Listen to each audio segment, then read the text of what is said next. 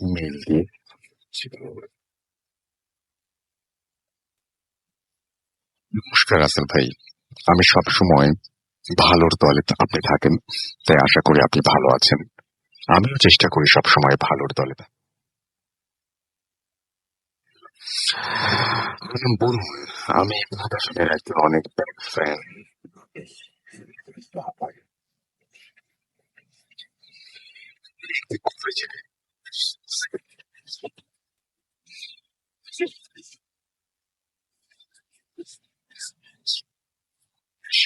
সেটি আমার এক ফ্রেন্ডের সাথে ঘটে যাওয়া ঘটনা। আমি 2 মাস এই ফ্রেন্ডের সাথে একই বাসায়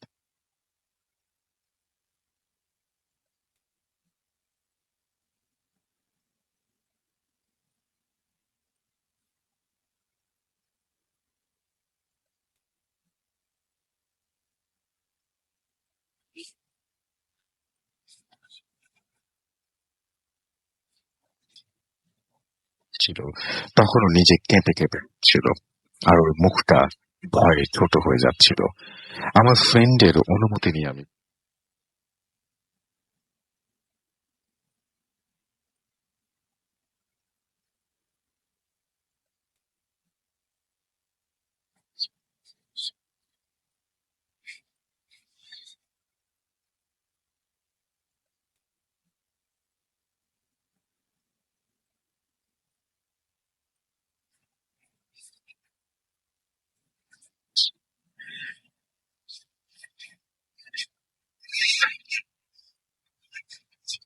ঘটনাটা ঘটে 4 বছর আগে।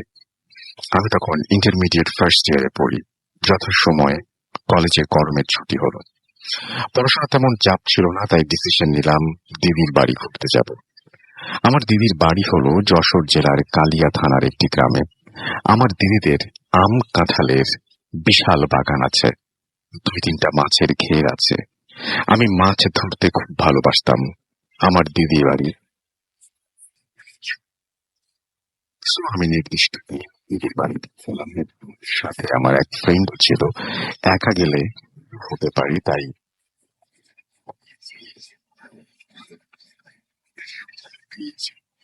আমার বাড়ি হলো গ্রামের শেষ প্রান্তের দিকে। বাড়িটার চারিদিকে অনেক বড় বাগান দিয়ে ঘেরা।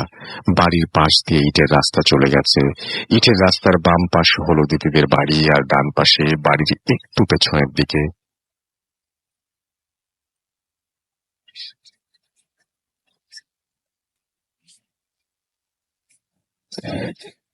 ধান করা হয়, আর ফাঁকে ফাঁকে মাছের ক্ষেত। মাঠের শেষ প্রান্তের দিকে ফুল আছে, আর ধানের অপর পাশে একটা গাছ আছে।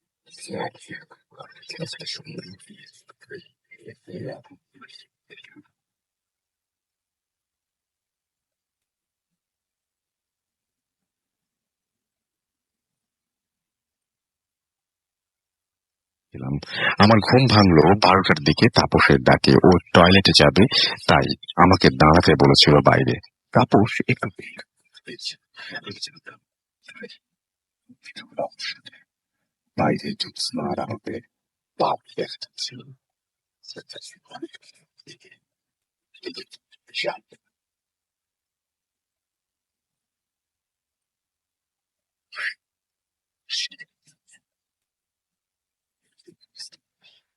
এমন একটি জায়গায় উঠতে লাগলাম যেখান দিয়ে বাথরুমটা দেখা যায়। 3 মিনিট পর দেখি একটি মাঝ বয়সী মহিলা একটা বাচ্চা নিয়ে রাস্তা দিয়ে হেঁটে হেঁটে আসছে আমার দিকে।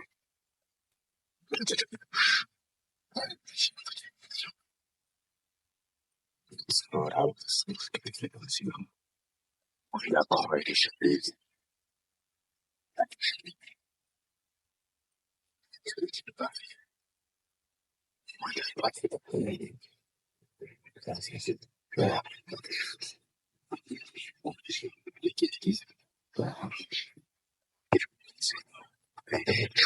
মাথায় ছিল না। আমি অস্বাভাবিকভাবে মহিলাটিকে পেছন দিক থেকে ডাক দিয়ে বললাম, আপনি এত রাতে কোথায় আসছেন? কোথায় যাচ্ছেন?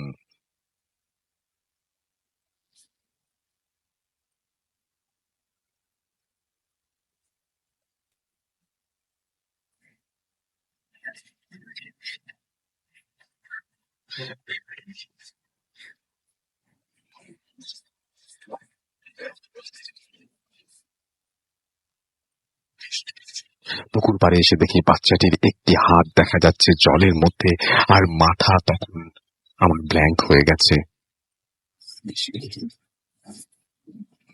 ভাবছিলাম,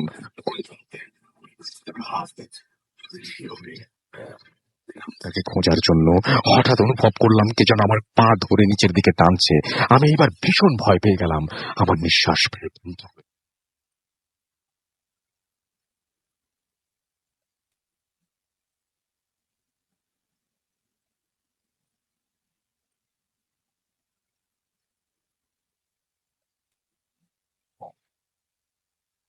তার চোখে কোনো মনে নেই, আর চোখ দুটো যেন কোটর থেকে বেরিয়ে আসতে যাচ্ছে।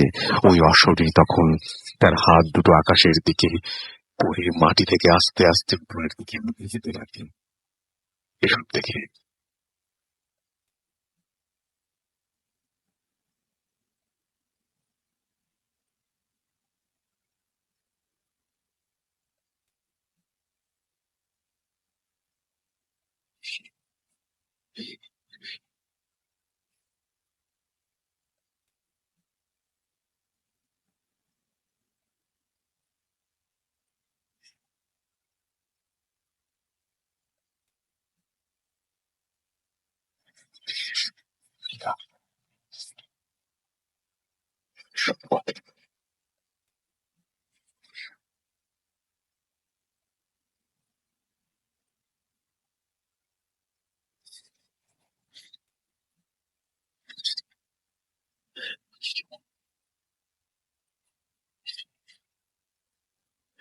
দিয়ে আমি দিদি বাড়ি যাওয়ার রাস্তা চিনতাম।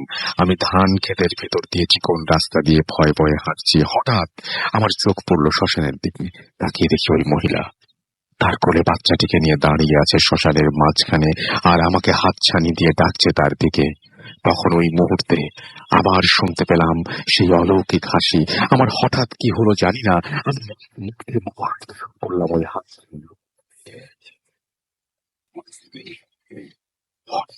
আমি পড়ে গেলাম ধান ক্ষেতের মাঝে। আমার মাথা আমি দেখলাম আমি শ্মশান থেকে ৩০-৪০ হাত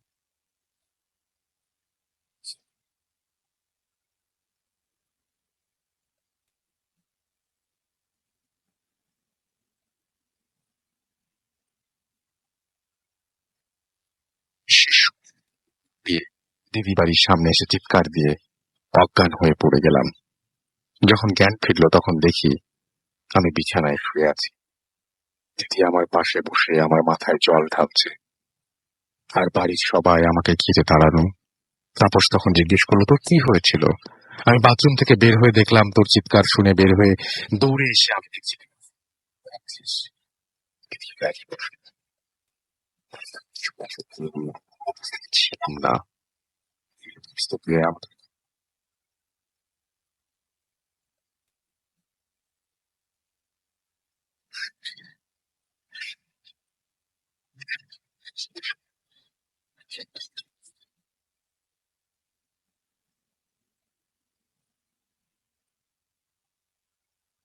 কেমন লাগে। ও যা বললো তাতে আমি আবার শক খেলাম। ও বলল, আমি তো ১০-১২ মিনিটের মধ্যেই বের হয়ে এসেছিলাম বাথরুম থেকে। এসে দেখি তোর এই অবস্থা।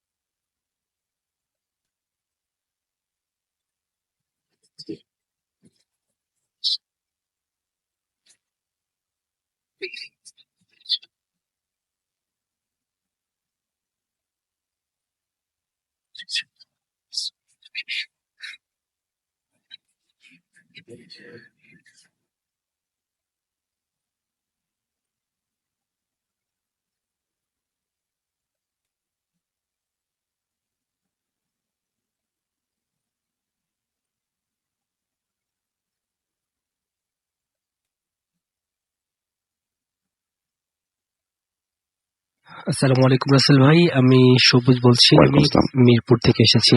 জি, তো রাসেল ভাই, আমার ঘটনাটা শেয়ার করার আগে ছোট্ট করে একটু বলে নিতে চাচ্ছি যে আসলে আমাদের সাথে ঘটে যাওয়া যে ঘটনাগুলো জি, হচ্ছে আমাদের প্যারামেডিক্যাল যে ঘটনাগুলো ঘটছে জি। সেটা অনেকভাবে কটূক্তি করে থাকে, বাট হুম, সত্যি বলতে যাদের সাথে ঘটে শুধু তারা এটা রিয়েলাইজ করতে পারে এবং এটা অনুভব করে থাকে। যাই হোক, আমি আমার ঘটনাতে চলে যাচ্ছি। জি, আমার ঘটনাটি হচ্ছে সরি, এটা আমার এক কলিগের কাছ থেকে আমি শেয়ার করেছি। এটা উনি আমার সাথে শেয়ার করেছেন, আফরিন আপু। এই ঘটনাটা ওনার সাথে ওনার খালামণির সাথে ঘটেছে। এটা সিঙ্গাপুরের ঘটনা। ওনার খালামণি সিঙ্গাপুরে একটা বাড়ি কিনে, ডুপ্লেক্স বিল্ডিং কিনে, সেখানের ঘটনাটা। তো এটা 2 বছর কি এদের এরকম একটা সময় হবে। এই সময়টাতে এই এই এই এই ডিস্টেন্স একটা ছিল। তো যাই হোক, ওই যে বাড়িটা উনি ক্রয় করে সেই বাড়িতে ভালোই সময় কাটাচ্ছিল। তো একটা সময় একদিন রাতে শুয়েছিল, শেষ রাতের দিকে উনি খালামণি নামাজ পড়তেন। তো মাঝরাতে অথবা শেষ রাতে এই সময়টাতে তো উনি রিয়েলাইজ করলেন, আমরা যখন ঘুমাই নর্মালি কিন্তু একটু শীত লাগলে আমরা একটা ব্ল্যাঙ্কেট অথবা কাঁথাই টাইপের কিছু একটা গায়ে দিয়ে জড়িয়ে আমরা শুয়ে থাকি। ঠিক উনিও একই রকম ভাবে শুয়েছিলেন। জি, একটা সময় উনি অনুভব করতে লাগলেন যে কে যেন পায়ের দিক থেকে তার কাঁথাটা টানছে। হ্যাঁ, তো জি, প্রথম দিকে ইগনোর করার চেষ্টা করলো। একটা সময় যখন কাপড় বা কাঁথাটা টান দিয়ে সরিয়ে ফেললেন তখন হুম, উনি সম্পূর্ণভাবে চেতন, মানে অবচেতন। যখন ঘুমিয়েছিলেন তখন তো ঘুমন্ত অবস্থা, বাট যখন সরে গেল তখন উনি রিয়েলাইজ করলেন যে সামথিং অড কিছু ঘটেছে। এবং হুম, উনি যখন তাকালেন, তাকিয়ে যে বিষয়টা দেখলেন সেটা হচ্ছে মানে জানালার দিকে তার চোখ চলে গেল এবং সেখানটাতে দেখতে পারলেন যে লাল চোখ, মানে চোখের যে অবয়ব, একটা অবয়ব দেখলেন, সেই জি, অবয়বটা ছিল লাল চোখে এবং টাই পরা একটা ভদ্রলোক, সাদা কাপড় পরা একজন লোক দাঁড়িয়ে ভদ্রলোক। ছিল। জি, জি, জি, জি, জানালায় ওখানে দাঁড়িয়ে ছিল। তো উনি দেখে কোনো কথা না বলে জাস্ট ইগনোর করে উনি অপোজিটে শুয়ে শুয়ে পড়লেন আবার। আচ্ছা। তো সেম একই রকম ঘটনা উনি কারোর সাথে শেয়ার করলেন না। তো একদিন খালু যেন নামাজ পড়ছিলেন, ভোরের ফজর নামাজ যখন আদায় করলেন, আদায় করছেন, শেষে যখন সালাম ফেরালেন, ঠিক যখন ডান দিকে সালাম ফেরালেন, ঠিক তখন দেখলেন একই রকম ভাবে ওই রকম একটা অবয়ব অবয়ব তার দিকে আছে এবং এবং তার সেটাও দিকে তাই পড়া ছিল। একই রকম তাই আচ্ছা। পড়া ছিল এবং তার দিকে রক্তচোখ করে তাকিয়েছিল হুম, হুম, একই রকম ভাবে। তো এই জিনিসটা মানে এটা তো আসলে পরে শেয়ার হয়েছে।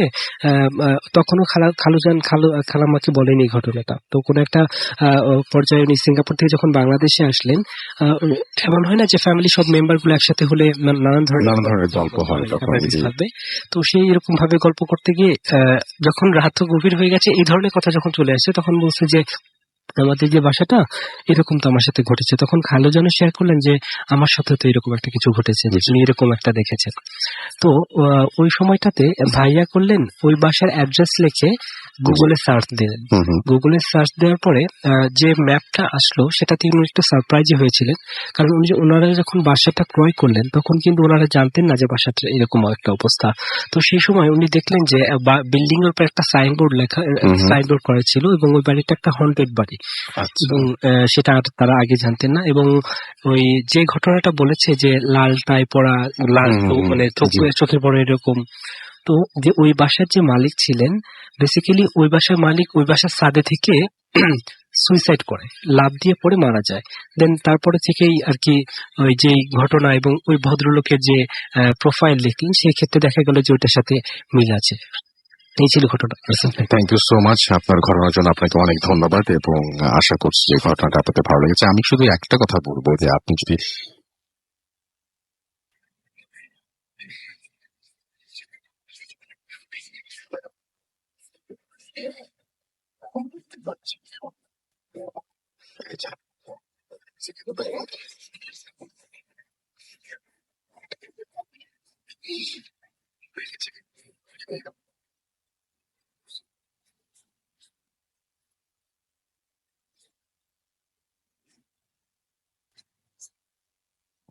আমার মনে হয় বেশ ভয়ঙ্কর লাগার কথা এবং সেই ভয়ঙ্কর ব্যাপারটা আহ, আপনারাও আপনার জীবনেও ঘটে থাকতে পারে এবং আপনি অবশ্যই সেটা শেয়ার করতে পারেন আমার সাথে।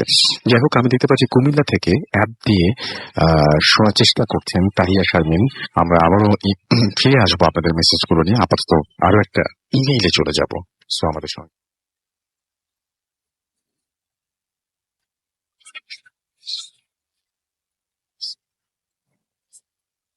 প্রথমে আসসালামু আলাইকুম রাসেল ভাই, এবং দায়িত্ব দ্বিতীয়, আমি ইমেলটা বাংলিশ ভাবে পাঠানোর জন্য সরি বলছি। আমি থাকি ঢাকার যাত্রাবাড়িতে। ভূত এফএমের এটি আমার প্রথম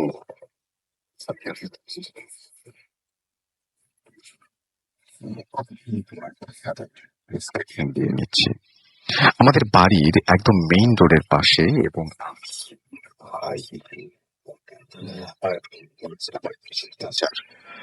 ফ্যামিলি থার্ড ফ্লোরে আমরা এই বাড়িটায় থাকি। আমাদের সবারই ইন্ডিভিজুয়াল রুম আছে। সো যে যার মতো করে থাকার জন্য নিচে রুমে আমরা থাকি, এবং ইন্ডিভিজুয়াল রুম থাকার কারণে রাতে আমি আমার রুমেই ঘুমাই এবং একা ঘুমাই। আমরা আমাদের এই বাড়িতে আজ 9 বছর ধরে আছি, কিন্তু কখনোই, যাই হোক, আমার ভাইয়া প্রায়ই আমাকে আর আমার আম্মাকে বলতো যে রাতে কিছু একটা সে ফিল করে, like something is lying or sitting beside him. যে রাতের বেলায় জানালার ওদিক থেকে মনে হয় যে কেউ ভেতরে আসছে বা বাইরে যাচ্ছে, মানে জানালা দিয়ে কেউ আসা যাওয়া করছে। But আমি আর আম্মু এগুলোকে অলওয়েজ হেসে উড়িয়ে দিতাম এবং বলতাম যে দেখো তোমার সাথে আবার আবার মানে বড়টা আছে কিনা, তোমার সাথে আবার বড়টা আছে কিনা। বা ওর সামটাইমস বলতাম যে জাস্ট ইউর হ্যালুসিনেশন। এসব কারণেই ভাইয়া অলওয়েজ ওর রুমে রাতের বেলায় ড্রেসিং টেবিলের আয়নাটা ঢেকে রাখতো। আর এটাও আর কেউ মানে সেটা মানে চাইলেও সেটা সরাসরি।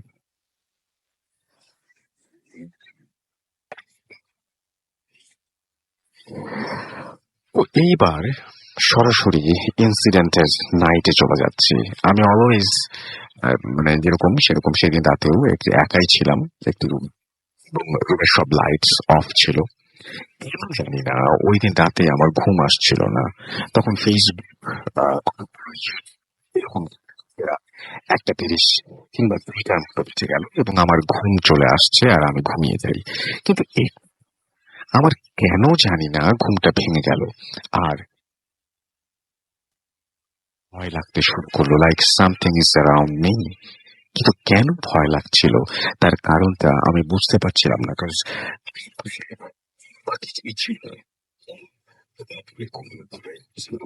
এবং আবার ঘুমিয়েছিলাম। Suddenly ঘুমের মধ্যেই অনেক মানুষজন তারা রয়েছে এবং কোন একটা ফাংশন চলছে, এবং ফাংশন হলো যেরকম হয়, তাই ঘুমটা ভয়ে ভয়ে আবার ভেঙে গেল। বুঝতে পারছিলাম না যে আসলে কি হচ্ছে। এরকম পরপর 2-3 বার হলো। হওয়ার পর আবার কিছু দেখতে না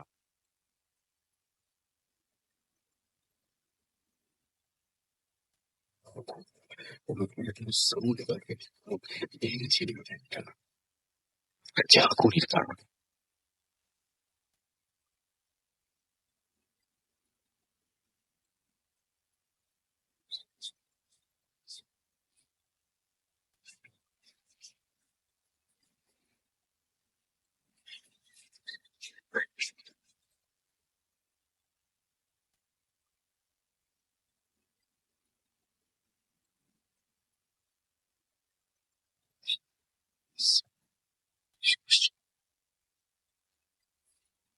দেখলাম যে আমার রুম থেকে তখন বেদ দিয়ে আমার পুরো একদম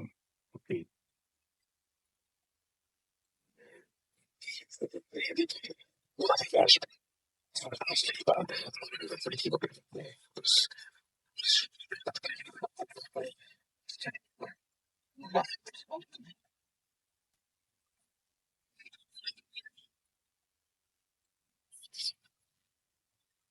ফুপি বলে চিৎকার করলাম। তো আমার গলা দিয়ে তখন কোনো আওয়াজ বের হচ্ছিল না। ভোকাল কর্ডটা যেন একেবারে হয়ে গিয়েছে।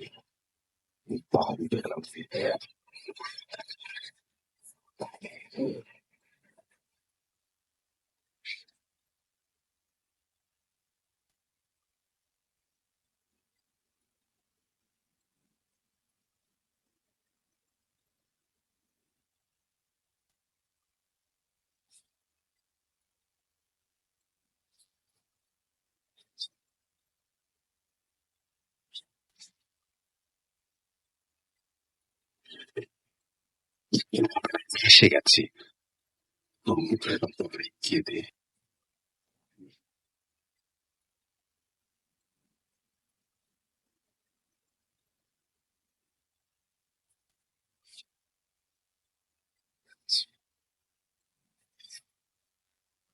আমি তো শুয়ে আছি আর ঘুমের ভেতর কাঁদছিলাম। তার মানে এতক্ষণ আমি যা ফেস করছিলাম বা ফিল করছিলাম তার সবই কি স্বপ্ন ছিল? আমি তখন দেখলাম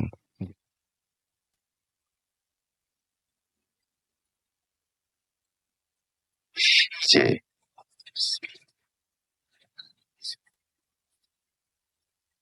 যদি এতক্ষণ ঘুমিয়ে থাকি তাহলে ঘটনাটা কি শুধুই স্বপ্ন ছিল?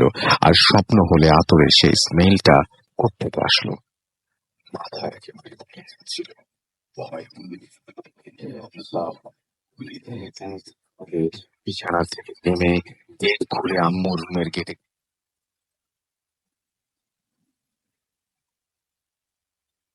ঢুকে কিরে কিছু হয়নি তো? আমার কথার সুযোগ রাখি দেখা মা কি পেয়েছে কিছু দেখেছ?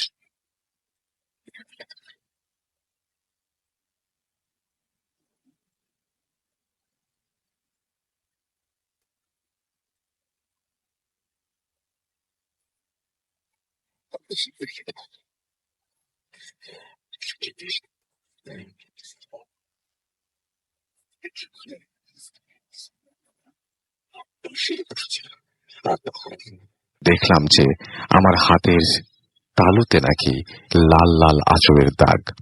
সেই দাগ আমি খুব ঠিক সেদিনই আমি একটু আঁচড়ের দাগ আমার দিকে হাঁটতে দেখতে পেলাম। আর গোসল সেরে আম্মুকে দেখিয়ে রাতের সব ঘটনা খুলে বললাম। বলার পর আম্মু বলল যে তুমি রাতে আর গান শুনে ঘুমিও না, সূরা কালাম পড়ে আয়াতুল কুরসি পড়ে ঘুমাবে।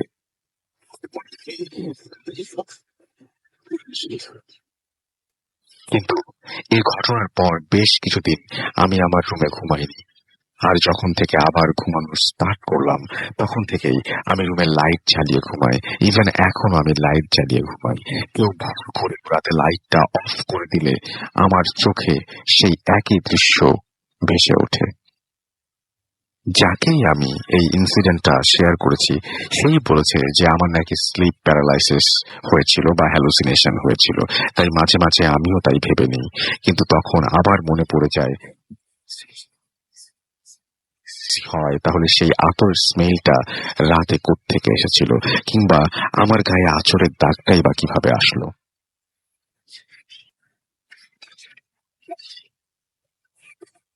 নাকি সত্যি সত্যি কিছু একটা ঘটে গিয়েছিল সেদিন? কি হয়েছিল আসলে সেই রাতে? আমার প্রশ্নের উত্তর আজও আমি খুঁজে পাইনি, বুঝতে পারিনি। যদি আপনাদের কেউ প্লিজ বড় ঘটনা বলে ফেললাম আর লেখার ভেতর আগোছালো ভাবে যদি কোনো লাইন লিখে ফেলি তাহলে প্লিজ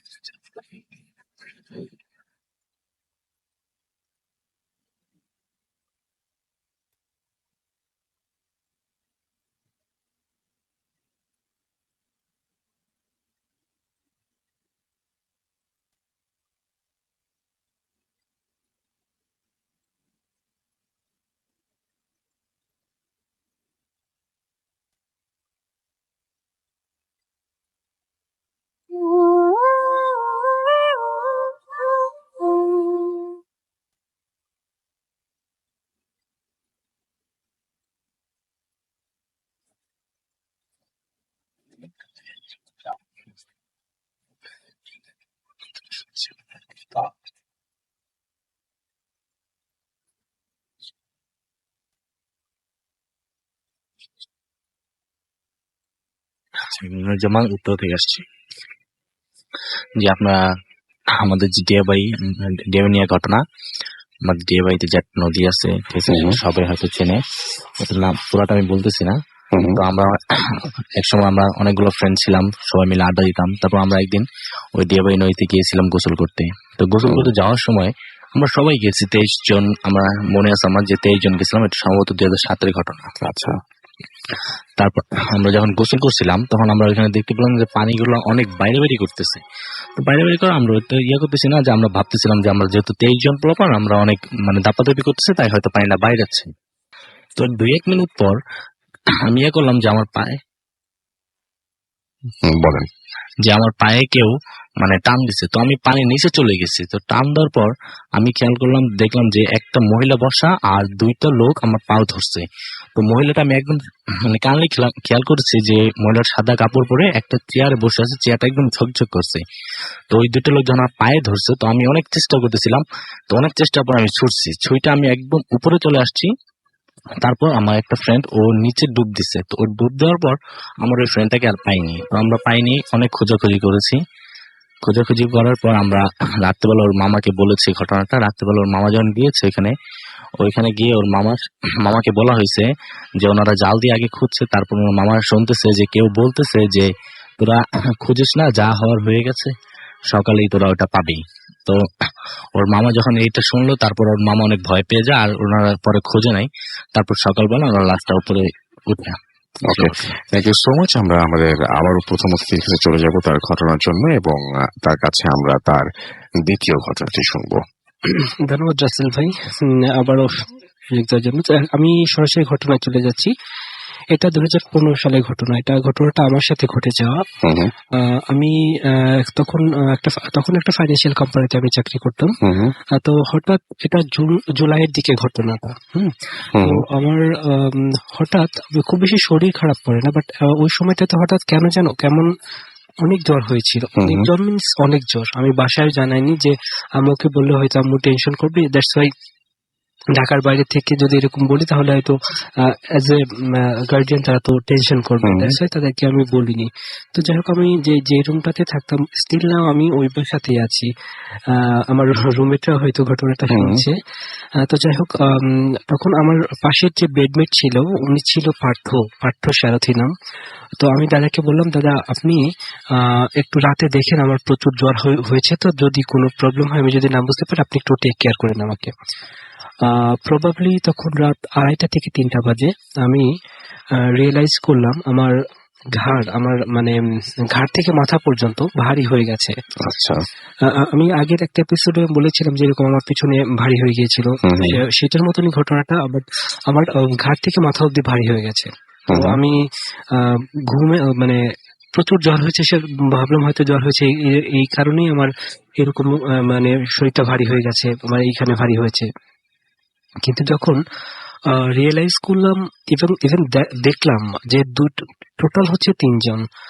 আমি যদি নাম উল্লেখ করি, একজনের নাম হচ্ছে ফয়সাল, আর ছোট্ট একটা মেয়ে এসেছিল, নাম হুমায়রা। ওদের মুখ আমি দেখতে পাচ্ছিলাম না, বাট ওদের অবয়ব, ও যে আমার পাশে বসে আছে, হুমায়রা আমার ডান হাত ধরে টানাটানি করছিল এবং 2 জন বসেছিল। তো হোয়াট এভার, ওরা হচ্ছে আমার সাথে সবকিছু শেয়ার করে, যে আমি কি করি না করি সবকিছু ওরা বলে দিচ্ছে। আমি এই জায়গায় কাজ করি, আমি এই কাজ করি, এখানে গিয়েছি, সেখানে গিয়েছি, সবকিছু ওরা আমার সাথে বলছে। তো আমি সবকিছু বললাম, হ্যাঁ ঠিক আছে। আমি ওই সময় চিন্তা করার চেষ্টা করলাম যে এটা কি অতিরিক্ত জ্বরের কারণে আমার হচ্ছে কিনা। কিন্তু আমি যখন আবারও দেখলাম যে ওই অবয়বগুলো বোঝা যাচ্ছে যে তারা 3 জন আছে, আমি স্পষ্ট বুঝতে পারছি তারা 3 জন আছে, বাট কারো মুখ আমি দেখতে পাচ্ছি না। তো ফয়সাল আমাকে বলছে যে তুমি আমার সাথে চলো, তুমি তো অনেক মিষ্টি, আমি পার্সোনালি মিষ্টি খেতে খুব পছন্দ করি। তো বলছে আমার আম্মু খুব ভালো মিষ্টি রান্না করে, তো আমাদের সাথে চলো, তুমি তোমাকে মিষ্টি খাওয়াবো। পরে আমি বলছি যে ভাইয়া আমি তো যেতে পারবো না, আমার তো শরীর প্রচুর খারাপ, ও খুব খারাপ, আমি মাথা তুলে দাঁড়াতে পারছি না। বিলিভ ইট অর নট ভাইয়া, ও আমার কপালে বললো যে তুমি দেখো এখন তোমার জ্বর আছে কিনা।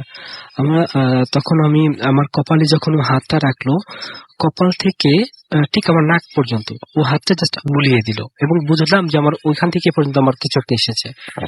এবং সাথে সাথে আমার শরীর হালকা, প্লাস হচ্ছে আমার জ্বর চলে গেল। আমি আচ্ছা। জ্বরের কারণে আমি মাথা তুলে কথা বলতে পারছিলাম না, এরকম একটা হয়েছিল। ও আমার সাথে অনেক ধরনের কথা শেয়ার করতে লাগলো, ইভেন ওরা তিনজনই খুব, এবং হুমায়রা নামে যার কথা বললাম যে ওদের ওদের বোন ছিল ও, হুমায়রা, ও বলছে যে চলো ভাই আমাদের সাথে চলো যাই। তো ওরা খুব রিকোয়েস্ট করছিল, এবং একটা সময় বলে যে তুমি ইন্টারমিডিয়েটে সেকেন্ড ইয়ারে আমি একটা গজলকে আমার ভার্সিটিতে ফার্স্ট হয়েছিলাম, ওই গজলটা তুমি বলো এবং সম্পূর্ণটা উর্দুতে বলবা। আমি তখন ওদেরকে বললাম আমি তো উর্দু জানি না, আমি কিভাবে বলবো? বিশ্বাস করেন ভাই, আমি সেটা জানি না ওই মুহূর্তে কি হয়েছিল, আমি উর্দুতে সম্পূর্ণ গজলটা ওকে নিজেই বলে ফেললেন। নিজে বলে ফেললাম। আমি খুব মানে সারপ্রাইজ হলাম সকালে তো আপনি সেটা বুঝতেও পারছেন, মানে আপনার সেন্স ছিল, মানে আপনি বুঝতে ছিল। আমি কথা বলছি তাদের সাথে, হুমায়রা আমার হাত ধরে টানছে, আমার হাত নড়ছে, আমি সেটা রিয়েলাইজ করেছি। পরে যখন ফাইনালি বললো যে তুমি যদি আমাদেরকে বিশ্বাস করতে না পারো, জাস্ট তোমাকে নিয়ে যাবো এবং রেখে যাব। তো ওকে বলেছি যে ভাই আমি আসলে আমার আম্মুর পারমিশন ছাড়া কোথাও যাই না, ইভেন যেখানেই যাই আমি আম্মুকে বলে যাই, অতএব আমি আম্মুকে যদি বলে উনি আমাকে পারমিশন দেন দেন আমি যাব। তো ওরা খুব রিকোয়েস্ট করার পরে পরবর্তীতে ওরা আমাকে নিতে পারেনি, ইভেন আমিও যাইনি। তো পরে বললো যে ওরা যাওয়ার আগে জাস্ট একটা কথা আমাকে বলে গেল যে কথাটা তুমি কারোর সাথে শেয়ার করো না। পরে আমি বলেছি যে আমি আমার মাকে বলবো। তো ওরা বলেছে ঠিক আছে তুমি তোমার শুধু মাকে বলবা। কিন্তু যখন সকাল হয়েছে আমার তো জ্বর নেই স্টিল না, ওই সময়ের পর থেকে আমার আর জ্বর আসেনি, ইভেন তারপরে জ্বর আসেনি। আমি সকালে আমার এক চাচাতো ভাই আছে, উনি হচ্ছে আমার আব্বুর চাচা ছেলে, যে ওই হিসাবে আমার এক চাচাতো ভাই। তো ওনাকে আমি সাথে সাথে সকালে ফোন দিই যে ভাইয়া এরকম ঘটনা। তখন উনি আনফরচুনেটলি ফোনটা রেখে গিয়েছিলেন, কিন্তু ফোনটা ভাবি ধরেছিল এবং বলেছিল যে ঠিক আছে আমি তোমার ভাইকে বলে দিচ্ছি। তো ভাইয়া আমাকে ফোন দিলেন, বললো যে রাতে এসে ফোন দিব। তো রাতে টোটাল ঘটনাটা আমি শেয়ার করি ভাইয়ের সাথে, ভাই এরকম ঘটেছে, এই আমার সাথে এই জিনিসগুলো ঘটেছে। তো পরে ভাইয়া বললো যে যতটুকু আমি যার কথা বলছি উনি এই বিষয়ে বেশ মানে জানাশোনা একজন লোক, আমি এই কারণে ওনার সাথে শেয়ার করেছি ঘটনাটা। তো উনি আমাকে বললেন শুভ যতটুকু ঘটেছে আমার কাছে মনে হয়েছে এরা খারাপ কিছু না, বাট মাইন্ড ইট তুমি কখনোই ওদের সাথে বাইরে যাবে না, যদি যত রিকোয়েস্টই করুক তুমি তো ওদের সাথে বাইরে যাবে না। আর একটা জিনিস আমার নিষেধ আছে ব্যক্তিগতভাবে যে এমন হয় আমি যে বাসাতে থাকি আসলে আমার অর্ধেকটা মানে আমার থাকার সামনে হচ্ছে ছাদ। তো সেই ক্ষেত্রে অফিস থেকে বাইরে এসে বাইরে থেকে জাস্ট খালি গায়ে বাইরে যাওয়ার একটা অভ্যাস ছিল। আমি অফিস থেকে এসে হয়তো 6:30 7টা বাজে গরমের মধ্যে হয়তো খালি গায়ে গিয়েছি, বা রাতেও ফোনে যখন কথা বলি কথা বলতে বলতে যাই। আমার এটা নিষেধ আছে যে খালি গায়ে যেন আমি বাইরে না যাই, এটা আমার নিষেধ আছে।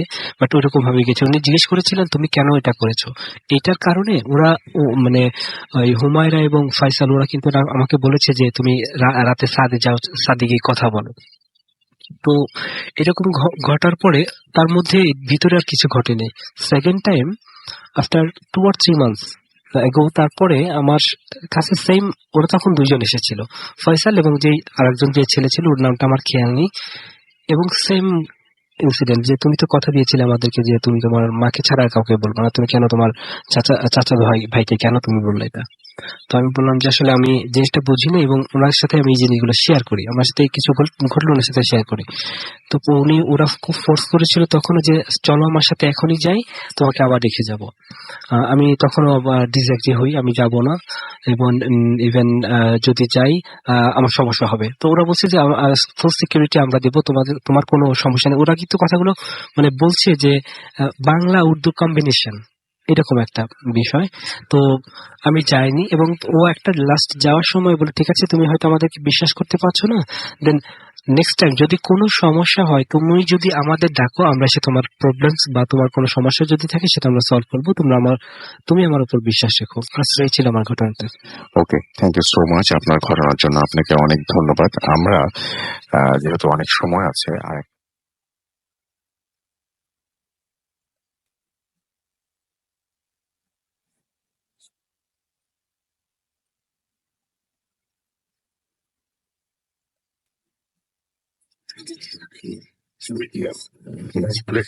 থাকে সমস্যা থাকার স্টুডিওতে আসতে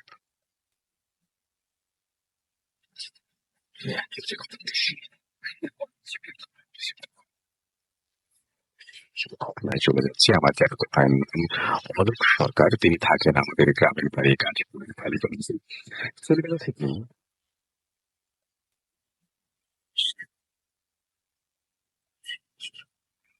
বলে রাখা ভালো, তার এই রকম কিছুটা বেপরোয়া স্বভাবের জন্য গ্রামের কেউ মারা গেলে মৃতদেহ সৎকারের জন্য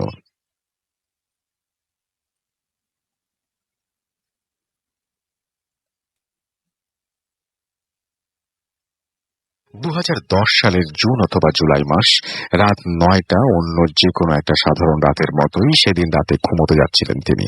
আপনারা হয়তো জানেন, গ্রামের 9টা মানেই অনেক রাত। শুয়ে পড়ার পর পর কিছুটা তন্দ্রা ভাব এসে যায় চোখে। কিন্তু হঠাৎই দরজা কে যেন নক করে, বেশ জোরে ধাক্কা দিল। তিনি ভাবলেন এত রাতে কে? দরজা খুলে দেখলেন তারই পরিচিত একজন লোক দাঁড়িয়ে আছে। ভাঙা গলায় সেই লোক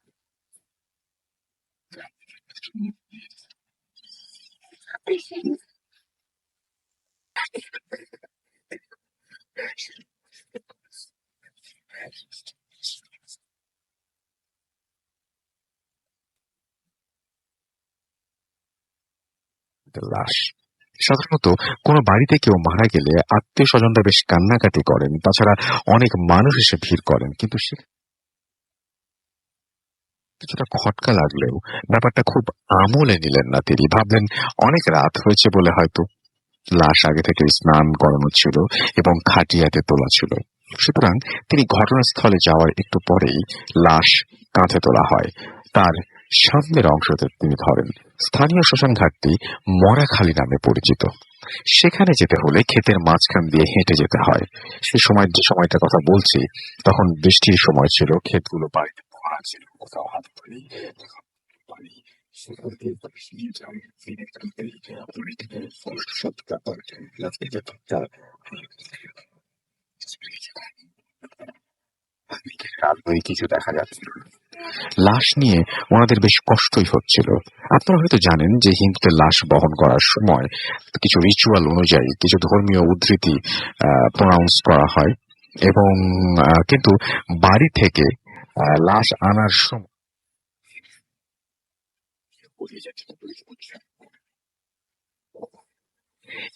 আগের লাশ বহনের সময় ধর্মীয় উদ্ধৃতি ছাড়াও এমনিতে কেউ তেমন একটা কথাবার্তা বলেন না। কিন্তু আশেপাশের লোকগুলো নীরবতা মোটেও তার কাছে স্বাভাবিক লাগছিল না। জড়তা কাটানোর জন্য তিনি অনেক কথা জিজ্ঞেস করতে থাকলেন, কিন্তু আশেপাশের কেউ তেমন একটা রিয়্যাক্ট করলেন না। এছাড়া সেখানে লোক ছিল মাত্র 4 থেকে 5 জন। পরে না দেখে তিনি কথা বন্ধ করে উপস্থিতিটাও তার কাছে কিছুটা অস্বাভাবিকই লাগলো। শ্মশানে যখন পৌঁছালেন তখন রাত আন্দাজ 11টা। শ্মশানে গিয়ে জানা গেল লাশ সমাধি দেয়া হচ্ছে। সমাধির ধারে থেকে নামানোর সাথে সাথেই ওনার সাথে লোকজন সব গায়েব হয়ে গেল। আশেপাশে খোঁজা শুরু করলেন তিনি। শ্মশানঘাটটা মোটামুটি বড়ই ছিল। এত কম সময়ে কোনো মানুষের পক্ষে এতটা দূরত্ব অতিক্রম করা অসম্ভব। এবার তিনি বেশ সেই জায়গাতেই আছে, কিন্তু আশেপাশে কেউ নেই। ব্যাপারটা কল্পনা করলেও কেমন লাগে। প্রায় মাঝরাতের মতো একটা সময়ে একা একজন লাশের সাথে দাঁড়িয়ে আছেন, তাও শ্মশানে।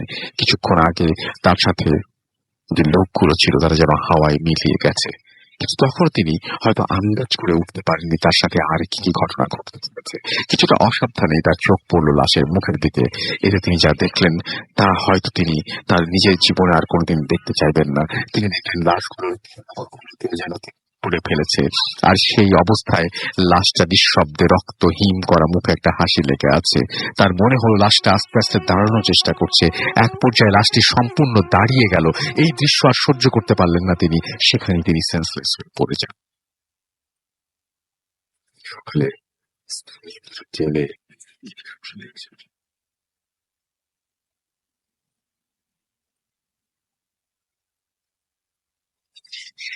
শিশু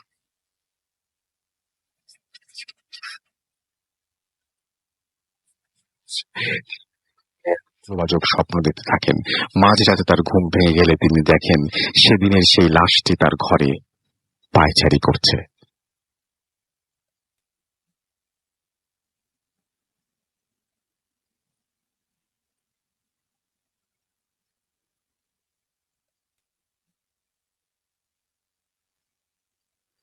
লাশটার ঘুম ভেঙে দিল, লাশটি তার পাশে শুয়ে আছে।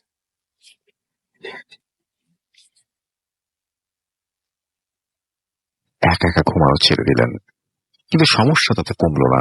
আশ্চর্যের ব্যাপার হলো সেই লাশটিকে শুধু তিনি একাই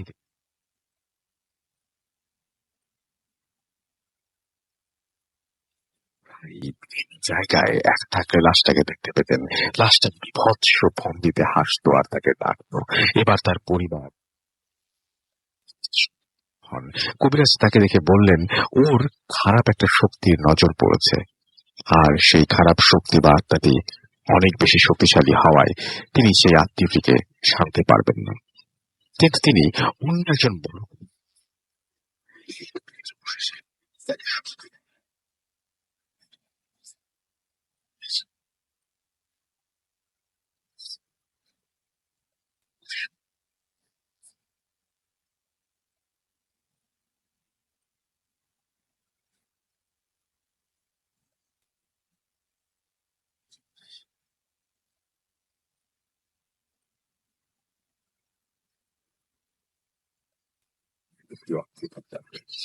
সাথে ঘুরে যান বিয়ে করতে। At the rate of the doctor, if যাক আমাদের পেজে অ্যাড্রেস যান, আমি আরো একবার আমাদের অ্যাড্রেস আমাদের ডট এফ অ্যাড্রেসে গিয়ে আপনি আপনার ঘটনা share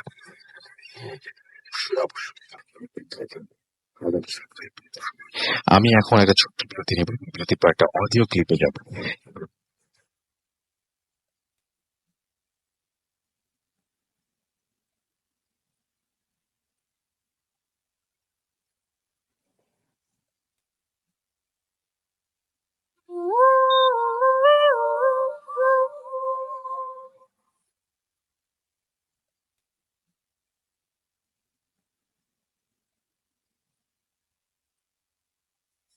Hello to the channel. Hello Russell and hello Masum. Masum ভাইকে এখানে আবার বলছি যে আসলে একটু প্রোগ্রাম করতে টেকনিক্যাল সাপোর্টটা খুব প্রয়োজন হয়, সেই জন্য কারণ প্রতিদিনই আমরা এই নামটা শুনি। সো ইচ্ছে হলো সব শ্রোতাদের পক্ষ থেকে একটু হাই বলতে। কেমন আছেন আপনারা? ভোটাফোন সবসময় ভালো কিছু সার্ভ করে আসছে এবং ভালো তলে। আমি রোশনি রাজশাহী থেকে এর আগে একটি স্টোরি পাঠিয়েছিলাম এবং সেটা প্রচার হয়েছে, অনেক ভালো লেগেছে। তো সেই জন্য একটু সাহস সঞ্চার হচ্ছে যে সেই সাহস নিয়ে আমি এবার নেক্সট ফার্স্ট স্টোরিটা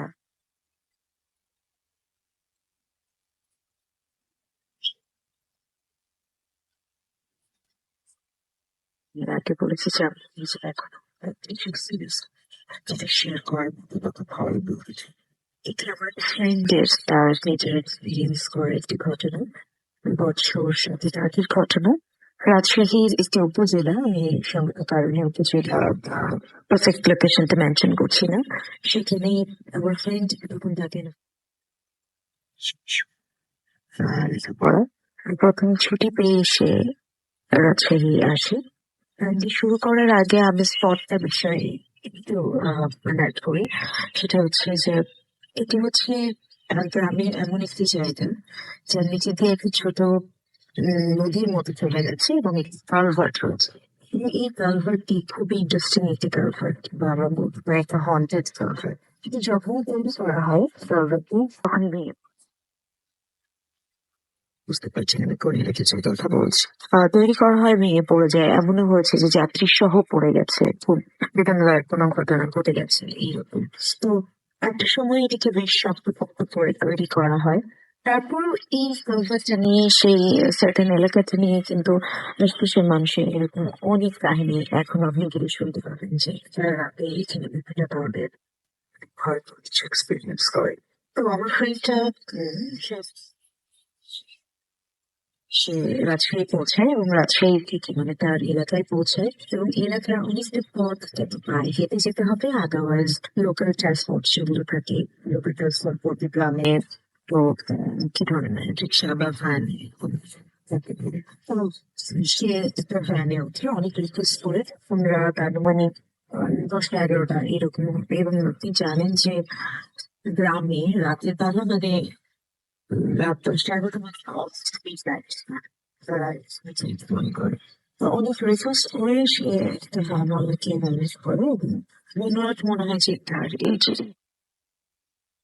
ওয়ালা আমি বাড়ি চলে যাই। বাট সেটা তাকে দেখায় যে আমার হাতে লাগেজ আছে, এত রাতে আমি একা একা যেতে পারবো না, আপনি একটু হেল্প করেন। So, ভ্যানওয়ালা তাকে দেখিয়ে নিয়ে যায়। মানে ভ্যানটা যখন কালভার্টের কাছে আসে, কালভার্ট থেকে একটু দূরে, তখন আমার ফ্রেন্ডরা দেখে যে কালভার্টের উপরে একটা সাদা কাপড় মতো পড়ে আছে। তো সে দূর থেকেই মনে করে যে এত রাতে সাদা কাপড়, এত লম্বা একটা কাপড় পরে আছে, কি এটা? কিভাবে তো সাদা কাপড় পরে থাকার কথা না। তো যখন ভ্যানটা এগিয়ে যায়, কাছে যায়, তখন সে ভ্যানওয়ালাকে থামাতে বলে এবং ভ্যানওয়ালাও সেই সাদা কাপড়টা দেখে এবং দেখার পর মনে করে যে মানে একটা লাশ দেখে রাখতে যেমন উঁচু উঁচু মনে হয়, একটা স্বাভাবিক একটা মানুষের অপারেটিভ বোঝা যায় সাদা কাপড়ে থাকা থাকলেও জাস্ট লাশ বা একটা মানুষ থাকা থাকলে একটা বোঝা যায় খুবই স্বাভাবিক। So, আমার ফ্রেন্ডটা বুঝতে পারে যে এটি নিশ্চয়ই কোনো মানুষ ঘুমিয়ে আছে কিংবা কোনো মানুষের লাশ। সে একটু সাহসী ছিল, মানে ইয়াংজারটা যেমন হয় তারা সব কিছু তো সে নামে কি আছে সাথে কাপড়ের ভেতরে সেটা দেখতে চাই। তো বাবার সাথে এসে করে যায় কি আপনি এগুলো দেখছেন, চলেন এগুলো বাড়ি চলে যাই। তো সে মানে ফ্যানটা থামিয়ে নেমেই কিউরিয়াসিটি হয় যে আমি লাশটা খুলে দেখবো। লাশটা যখন খুলে তখন দেখে যে লাশটির চোখটা খুব বড় বড় ভাবে খোলা। মানে কোনো মানুষ মারা গেলে, আমরা কোনো মানুষ মারা গেলে সঙ্গে সঙ্গে কিন্তু চোখটা ঢেকে দিই, আদারওয়াইজ রাতের মধ্যে স্পাইডার এফেক্টের জন্য বডি স্টিফ হয়ে যায়, তখন কেউ ঢাকা যায় না। একদিন পরে আবার যখন বডি নর্মাল হয় তখন হয়তো ঢাকা যায়। এইরকম কিন্তু কেউ ধরে কি আছে দেখতে দিই। তো এটা রিক্সাওয়ালা মানে ভ্যানওয়ালাও এক্সপিরিয়েন্স করে এবং আমার ফ্রেন্ডও এক্সপিরিয়েন্স করে এবং দৃষ্টিটা ছিল খুবই ভয়ঙ্কর। স্বাভাবিক একটা মৃত মানুষ এভাবে তাকিয়ে থাকে সেই দুপুরে অন্ধকার। এটা খোলা অবস্থাতেই আমার ফ্রেন্ড বলে যে এই লাশটাকে স্নানে তুলে আমরা গ্রামে নিয়ে যাই এবং এটিকে দাফন করার ব্যবস্থা করি। ঠিক আছে, আমি ওই লাশ নিয়ে যাবো না, আমি ভ্যান নিয়ে চলে যাচ্ছি, ফেরত যাচ্ছি এবং আপনি আপনার মতো হেঁটে চলে যান, আমি এসে ক্লাস করছি নিয়ে। তো আমার ফ্রেন্ডটা বারবার রিকোয়েস্ট করে যে দেখেন আপনি একজন মানুষ, যিনি মারা গেছেন, হয়তো বিয়ে বাড়ি ক্লাস হতে পারে, তখন এই গ্রামে নিয়ে যাই, তো পুলিশকে খবর দিই, তারপর দেখা যাবে সেটা কি হয়। Just গ্রাম অব্দি যাবে না, পৌঁছে দিই। অনেক কষ্ট করে কনভিন্স করা হয় এবং কনভিন্স করার পর যখন লাশটিকে ফাইন্যান্স তোলার জন্য ওঠানো হয়, তখন লাশটির নিচে যখন হাত দেয় তখন কিছু চুল বা লোমের মতো একটা ফিলিংস তৈরি হয় সেই ভ্যানওয়ালাটার। সে বলে যে এটা এখন স্বাভাবিক লাশ মনে হচ্ছে না, এখানে কি আছে, তরলতা বা তাতে ফ্লুইড হয়ে গেছে কিছু। পরে আমার ফ্রেন্ডটি পুরো কাপড় দিয়ে সাদা কাপড় দিয়ে যখন ধুয়ে দেয় তখন দেখে যে পুরো বডিটা অসংখ্য মানে একটু ভল্লুকের যেমন বড় বড় লোম থাকে, সেই রাতের অন্ধকারে যতটুকু এক্সপিরিয়েন্স করেছে আমাকে, যতটুকু বডিটা রোমশ। আমরা ম্যামাল, আমাদের বডিতে ইয়ে থাকে, লোম থাকে, বাট এটা সেই সময় খুবই ভয়ঙ্কর মনে হচ্ছিল যে একটা অদ্ভুত প্রাণী। গরিলা যেমন থাকে বা বন মানুষ যেমন থাকে এরকম পুরো বডি এবং মানুষের মধ্যে এবং চোখটা খোলা লাগে এরপর সঙ্গে সঙ্গে আমার ফ্রেন্ড প্রচন্ড ভয় পেয়ে যায় এবং মানে বোবা হয়ে যাওয়ার মতো আছে।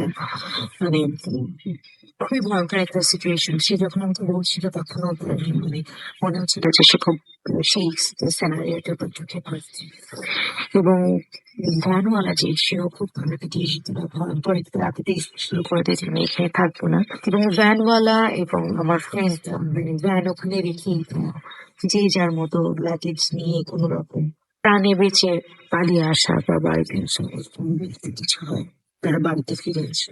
বাড়িতে ফিরে এসেই আমার বন্ধু সবাইকে এই ঘটনাটা বলে, সবাইকে এই ঘটনাটা বলার পর এবং তার মধ্যে আরেকটি বলে রাখা আছে যে মধ্যপথে সে ভ্যানওয়ালাকে হারিয়ে ফেলে, তারা একসঙ্গে দৌড় বা জোরে হাঁটা এরকম শুরু করেছে, কিন্তু মধ্যপথেই সে ভ্যানওয়ালাকে হারিয়ে ফেলে।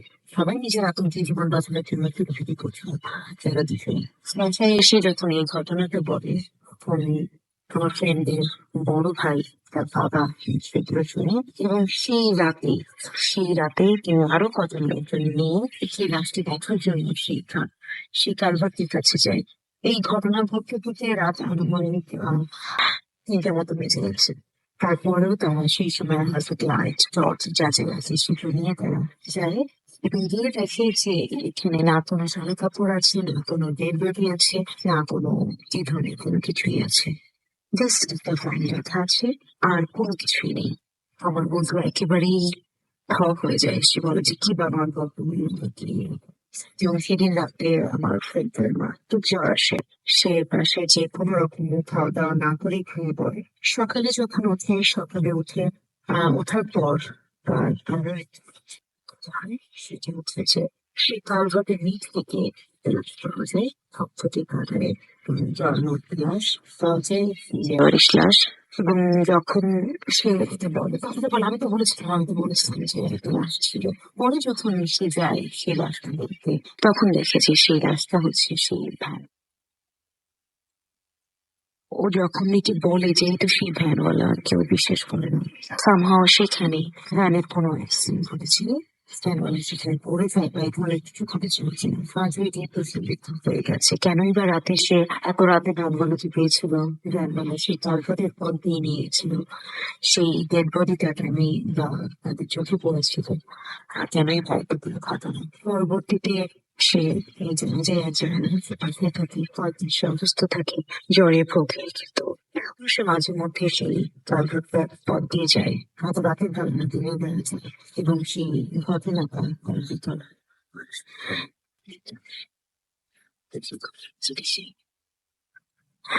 আমি জানি না আসলে ঘটনাটি প্রচার উপযোগী কিনা বা কতটা বিশ্বাসযোগ্য। আসলে যে যার এক্সপিরিয়েন্স শেয়ার করে এখানে, আমিও আমার ফ্রেন্ডের এক্সপিরিয়েন্স শেয়ার করলাম। যদি ভালো লাগে কন্ট্যাক্ট করবেন। And thank you so much for টিমকে এবং আজকে যে সময় গেস্টরা এসেছেন স্টুডিওতে, তাদের সবাইকে ধন্যবাদ জানাচ্ছি। এবং যারা ভূতাফান নিয়মিত শোনেন, যারা শ্রোতা রয়েছেন ভূতাফান, তাদের সবাইকে ধন্যবাদ জানাচ্ছি আমাকে শোনার জন্য।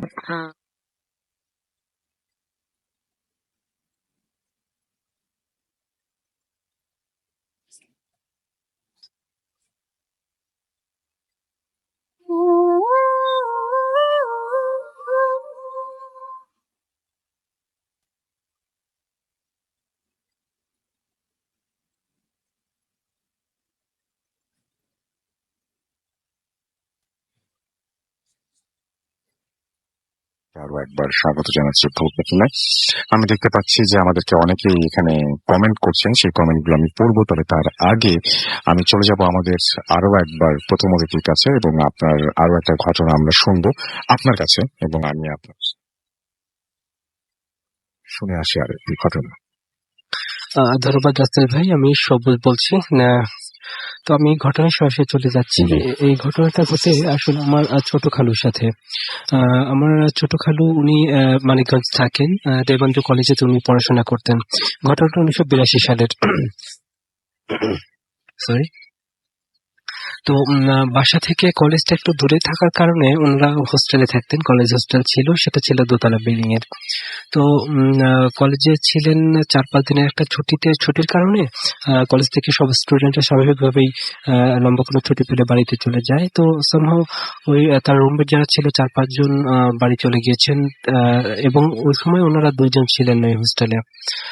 2 জন হোস্টেলে থাকার সময় ওনারা যেইখানটাতে ছিলেন সেইখানটার পাশেই ফ্রেশ রুম ছিল, এবং ওই জায়গাটাতে তার পাশেই ওনারা 4-5 জন থাকতেন। তো হোয়াট এভার, যখন সবাই চলে যায়, ওনারা 2 জন রাতে গল্প করছেন। তখন রাত প্রবাবলি 11টা to 11:30 এরকম আমাকে ইনফর্ম করেছে, জানিয়েছেন উনি।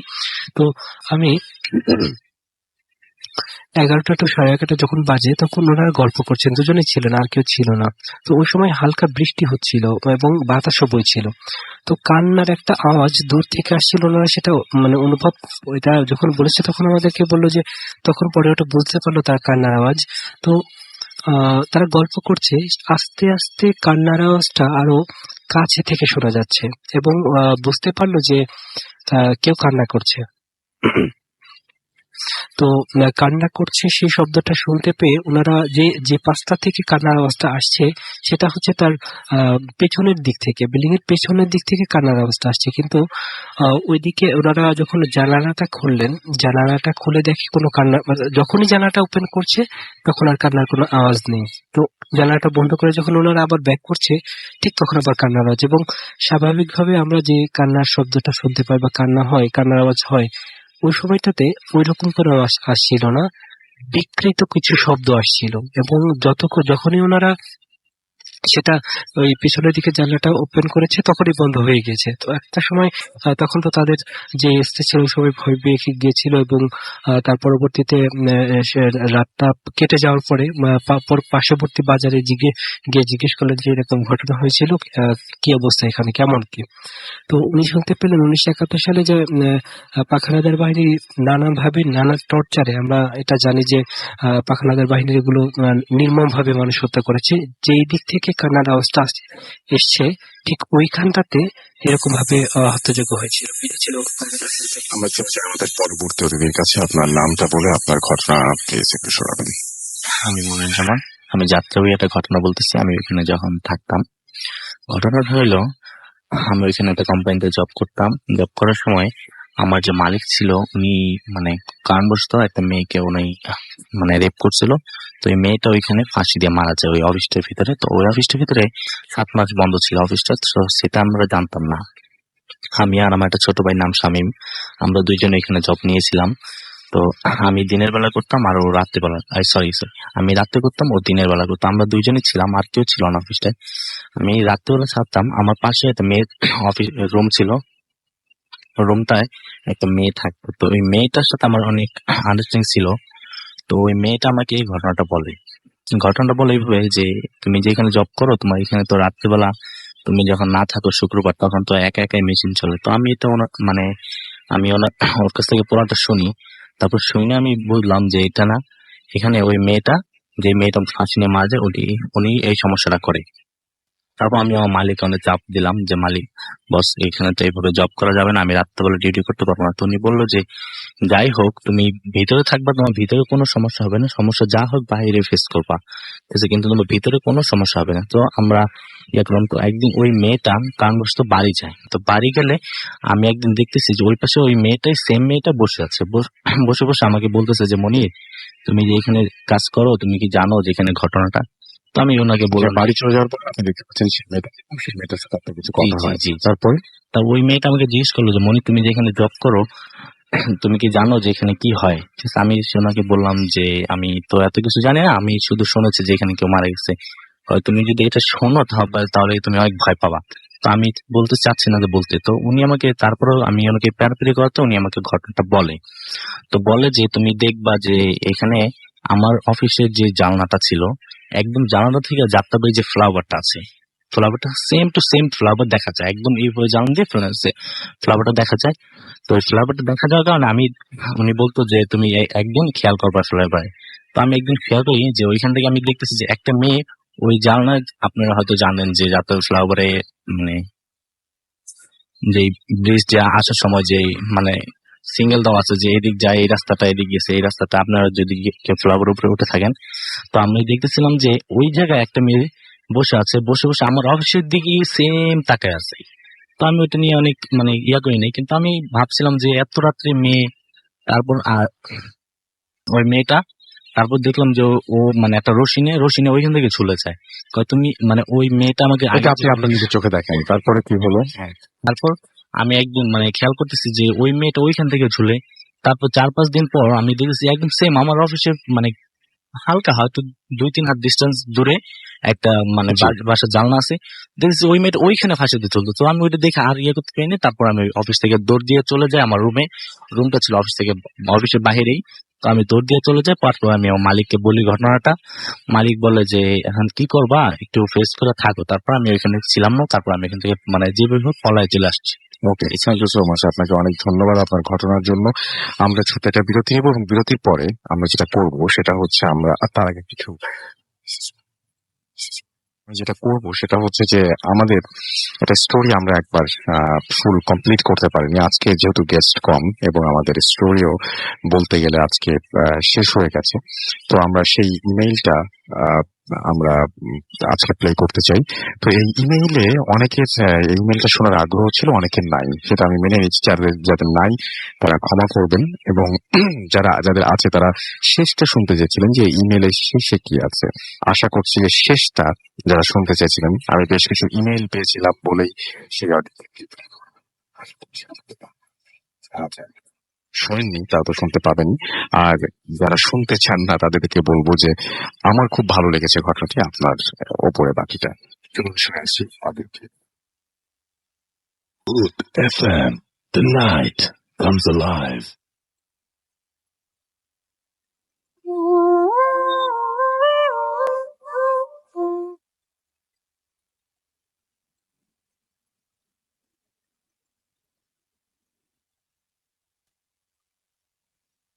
আসসালামু আলাইকুম রাসেল ভাই। আশা করি আপনি ভালো আছেন।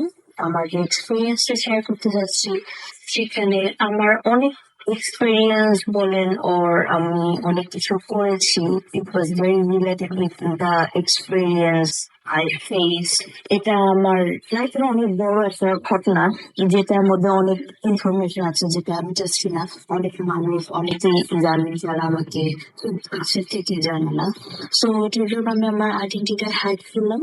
I'm very sorry for that. Well, এবার আমি আমার স্টোরিতে মুভ অন করি। It was 2005. আমরা মালিবাগে মুভ করি, আর সেটা মার্চে। শীত চলে যাচ্ছে, গরম চলে আসছে, এরকম একটা সময়। আমাদের ফ্যামিলি মেম্বার খুব ছিল না, জাস্ট আমি, আমার মা আর আমার বাবা, এই তিনজনই ফ্যামিলি মেম্বার। তো আমরা যে বাসাটাতে মুভ করি, ওই বাসাটা হচ্ছে একটা গ্রাউন্ড ফ্লোর একটা বাসা। গ্রাউন্ড ফ্লোর বাসা হওয়াতেও বাসাটা ভেরি ওয়েল ভেন্টিলেটেড ছিল, লাইটিং এর ব্যবস্থা অনেক ভালো ছিল। নেভার শোড যে it could be a haunted house. So আমরা বাসাটাতে মুভ করি, লোকেশনটা তুই ডিসক্রাইব করি, বিকজ ইটস ভেরি ইম্পর্টেন্ট লোকেশনটা জানা, কারণ এটা কিছুটা রিলেটিভ মাই এক্সপিরিয়েন্স। সো বাসার লোকেশনটা ছিল completely edge of the Malibagh DIT road and Malibagh মাঝি রোড। বাসাটা ছিল নিগুন দুইটা রোডের মাঝখানে। সো এখান থেকে হচ্ছে এমন একটা বাউন্ডারি, যে বাউন্ডারি দিয়ে অন্য কোনো ওয়ে নাই বের হওয়ার। সো কমপ্লিটলি একটা কর্নারে থাকে, এই যে এরকম একটা জায়গাতে ছিল। বাসাটার পাশে একটা গ্রাউন্ড ফ্লোর বাসা ছিল, এন্ড আরেকটা সাইডে ছিল একটা হিউজ গার্মেন্টস। তো ওইখান থেকে যাওয়া আসা করার একটাই ওয়ে ছিল ওই বাসা থেকে বের হওয়ার, আর ওই ওয়েটা ছিল হচ্ছে মালিবাগ শাহী মসজিদের ওইখান থেকে বের হওয়ার যে জায়গাটা, সেটাই। তো এবার আমি আমাদের বাসাটার ইনসাইড থেকে ডিসক্রাইব করি। বাসাটা ছিল দুটা ইউনিটের, আর আরেকটা ইউনিট ছিল বাড়ির মাঝে। বাড়ির মধ্যে এন্ট্রান্স ছিল ডিফারেন্ট সাইডে, আই মিন একটা দিয়ে যেতে হয়, বাট আমাদের ব্যাক সাইডটাতে ছিল হচ্ছে ভাড়াটিয়াদের জন্য। সেটা হচ্ছে বাড়িওয়ালাদের মেইন গেটটা ক্রস করে, এন্ট্রান্সটা ক্রস করে, দেন আমাদের একদম চিপা গলি দিয়ে শেষ মাথায় যে ভাড়াটিয়াদের যাওয়া আসার ওয়েতে ছিল। তো এরকম একটা বাসা ছিল, দুটো ইউনিটের বাসা, খুবই চিমচাম বাসা, কোনো সমস্যা নাই, খুবই nice and very very warm বাসাটা। তো আমাদের যে পাশে নেইবার ছিল তাদের একটা নাম আমি না বলি।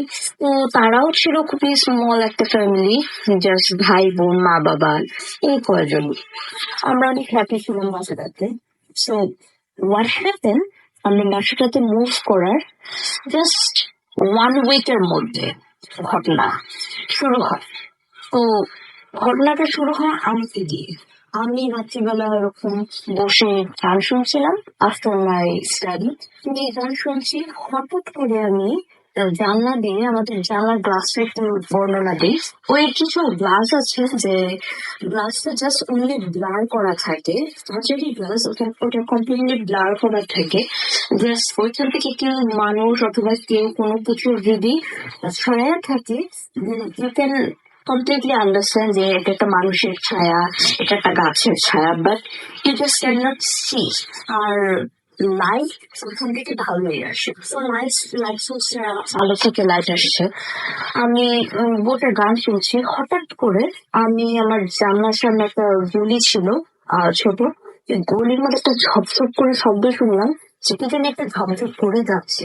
তো আমি তাকানোর পরে নোটিস করলাম যে একটা, মনে হচ্ছে একটা হিউজ সাইজের হিউম্যান ফিগার, উপরের সাইডটা, মাথার উপরের সাইডটা কমপ্লিটলি খেজুর গাছ বলেন আর নারিকেল ছোট গাছ বলেন, এরকম নারিকেল গাছের পাতার মতো, খেজুর গাছের পাতার মতো এরকম ছড়ানো। এটা আমার কাছে খুব weird লাগে। এই জিনিসটা না ফার্স্ট সাথে সাথে সাউন্ড হয়েছিল ঝাপসা। ঠিক সেই মুহূর্তে আমার কম্পিউটারের যে প্লাগটা ছিল সেটা স্পার্ক করা শুরু করে, স্পার্ক করতে করতে ওটা পাস করে না আমার কম্পিউটার প্লাগটা ব্লাস্ট হয়ে আমার কম্পিউটারটা বন্ধ হয়ে যায়। তো আমি জিনিসটা দেখে খুব অবাক হয়ে গেলাম যে এটা কেন হলো। দ্যাট টাইম আমি আদার্স অনেক লিসেনার্স এর মতো যেগুলোতে কখনো বিশ্বাস করতাম না, এই হন্টেড জিনিস আমার বিশ্বাস ছিল না, বিলিভ করতাম না, দেখার অনেক ইচ্ছা ছিল। সো আমি এটা একবার ওর জন্য চিন্তা করিনি যে এটা কোনো হন্টেড কিছু হতে পারে। আমি এটা জাস্ট কমপ্লিটলি চিন্তা করিনি এটা কোনো চোর হতে পারে, বিকজ এখানে চোর ডাকাত অনেক যাওয়া আসা করে। তো এটাই আমি ধরে নিই ফরমেশনের করি। আর আমি আমার মাকে পরের দিন সকালবেলা জানাই যে there is something happen, কালকে রাতে এরকম একটা কে জানি এরকম হাঁটাহাঁটি করছে আমাদের বাসার জানালার সামনে দিয়ে। আমার মম চাই যে মেবি এটা চোর হবে, বিকজ উই জাস্ট কেম, আর ওরা একটু দেখতে চাচ্ছে যে আমাদের কাছে কিছু আছে নাকি। নেক্সট টাইম থেকে তুমি তোমার রুম লক করবা না, বিকজ মালিবাগ অনেক চোরে জায়গা। অ্যাজ শি সাইড, আমি রুম লক করতাম না, আমি আমার রুমের দরজা খুলে ঘুমা করতাম। But every morning she used to come back in my room, আর আমাকে একটা জিনিস নিয়ে সে চিল্লাচিল্লি করতো, আই মিন আমার মম। আর আমাকে বলতো তোমার রুমের দরজা লক করে কেন খুলবো তুমি। Then আমি এই জিনিসটা কখনোই আনতে পারিনি আমার মাথায়। দেখে আমি যে রুমের তো দরজা লক করি নাই, দরজা লক হয়ে যায় কিভাবে। সো সামটাইমস আই থট, আমি আমাকে নিজেকে রেশনালাইজ করি, আমাকে রিজন দিতে থাকি লজিক্যালি যে মেবি আমি রুমের মধ্যে ওয়াশরুমে গিয়েছি, আমার জাস্ট এটা মনে নেই, তার জন্য আমি রুমটা লক করে ঘুমা পড়ছি। এভাবে করে বেশ কিছুদিন যায়। এর মধ্যে একটা ঘটনা ঘটে, সেটা হচ্ছে আমাদের নেইবারের মেয়েদের সাথে। তখন মেয়েটা ক্লাস 5 এ পড়তো। সো ওর মা বাইরে ছিল, যখন ছিল ওর বাবা ছিল না বাসায়, ভাই ওর চলে গেছে কোচিং এ। তো ও হঠাৎ করে দেখে স্কুল থেকে আসছে ওদের ঘরে একটা বিশাল বড় বিড়াল, উইচ ইজ যেটা কোনো রেগুলার ক্যাটের সাইজে হয় না, তো বিশাল বড় একটা বিড়াল আসছে ওর দিকে, এখানে ম্যাল করে চিৎকার করে গড়গড় করে তাকাচ্ছে। ও এতখানি ভয় পায় যে কোনো মতে চাবি টাবি দিয়ে বাসা খুলে, বাসার লক টক না করে দিয়ে ও দৌড় দিয়ে চলে যায় বাসা থেকে বের হয়ে। ইভেন তো আমাদেরকে ও কখনো নক করে নেই তাদের। ও চলে যায়, চলে যে একটা ঔষধের ফার্মাসির কাছে যায়, ওখানে ফার্মাসির একটা আঙ্কেল ছিল, তাকে বলে তার মার সাথে কথা বলতে চায়। তখন মোবাইল এত ইজি ছিল না, তো ওইখানে ফোন থেকে কল করে ওর মাকে ফোন করে বলে যে আমি ভয় পেয়েছি, তুমি বাসায় আসো। ওর মাম অফিস থেকে ছুটি নিয়ে চলে আসে। চলে আসার পরে দেখে ওর প্রচন্ড জ্বর, ওর প্রচন্ড শরীর খারাপ। দেন ওর একটা হুজুর কাছে যায়, হুজুর পরে ঝাড়ফুঁক করে। Then she was fine. But এখন নতুন কাহিনী শুরু হলো। এভরি নাইট আমরা ছাদের উপরে ডিটেক্ট করতাম সামবডি ইজ ওয়াকিং। এখানে খুব শক্ত টাইপের সুতা পরে হাঁটাহাঁটি করতেছে। And এটা আমরা দুইটা ফ্যামিলি শুনতাম, আমি আমার মাও শুনতাম, এমনকি ওদের পুরো হোল ফ্যামিলি শুনতো এই জিনিসটা, যে এরকম হাঁটাহাঁটি করে। বাট সবচেয়ে উইয়ার্ড থিং সেটা হচ্ছে আমাদের বাবারা কোনো কিছু নোটিস করতে পারতো না, খালি আমরা বাচ্চারা আর মারাই খালি নোটিস করতাম যে এই জিনিসগুলো হচ্ছে। দেন আমরা এই জিনিসটা শেয়ার করি তাদের সাথে, এরকম কি আপনারা কি শব্দ পান যে ছাদে কেউ হাঁটে? তখন বলি হ্যাঁ আমরা শব্দ পাই যে ছাদে কেউ হাঁটে। তো আমার মা আর আন্টি মনে করে যে মেবি এটাতে কোনো মালিবাগের ছেলেরা আসে, এসে ছাদের মধ্যে মেবি ড্রাগস নেই, এটার জন্য এরকম হাঁটাহাঁটি করে, এই ফ্যামিলি শুনতো।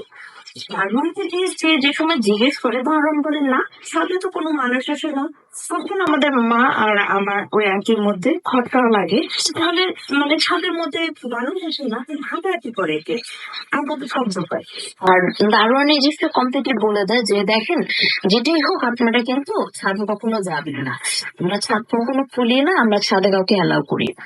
গেল সেই ঘটনা। এই ঘটনা যেতে না যেতে 1 মান্থ যায় না, ওই বাসাতে ওঠার পরে আমাদের বাসার সামনে মার্ডার হয়। আমি ছিলাম না মার্ডার স্পটে। আমি সেদিন ছিলাম আমার নানার বাসায়। আমার মা বাসায় ঢুকে ঢোকার আগে যখন আসে বাসার কাছে, তখন দেখে মার্ডার হওয়ার লাশটা পড়ে আছে আর এখানে কতগুলো পুলিশ। পরে আমাদের আন্টি দরজা খুলে, নেইবার আন্টি আর দাঁড়ানো দরজা খুলতেছিল না, নেইবার আন্টি দরজা খুলে আমাকে ঘরে নিয়েছে। নিয়ে যাওয়ার পরে জানা যায় যে এখানে একটা মার্ডার হয়েছে। তারপর থেকে আম্মু আর আন্টি বাসা খুঁজতে থাকে যে না, এই বাসা আর থাকা যাবে না, এখানে মার্ডার হয়েছে। এই বাসা they never thought of any haunted thing. ওরা চিন্তা করে এখানে মার্ডার হয়েছে, এখানে আরো অকারেন্স করতে পারে, আমাদের বাচ্চা মেয়ে আছে, এদের সাথে কিছু একটা ঘটলে সমস্যা, এটার জন্য ওরা বাসা খুঁজে শুরু করে। Then একটা বাসার সাথে ওদের কথা হয়, আমার মা আর আন্টির কথা হয়। ওরা, আমার মা আর আন্টি দুজন দুটা ফ্ল্যাট নিবে ওই বাসাতে। আর বাসাটা কনস্ট্রাকশনের কাজ চলতেছে, 2 months এর মধ্যে কনস্ট্রাকশনের কাজ শেষ হয়ে যাবে। দেন আমরা অলরেডি অ্যাডভান্স পে করে দিয়ে আসছে যে আমরা 2 মাস পরে এই বাসায় উঠে যাবো। সো আমরা এই বাসাতে ডিসাইড করি যে আমরা only 2 months এর জন্য আসি। 2 months এর জন্য আসি, এটা ডিসাইড করতে না করতে হোয়াট হ্যাপেন, 2 months যাওয়ার মধ্যে শুরু হয় বিভিন্ন ধরনের ছোটখাটো অত্যাচার ভূতের।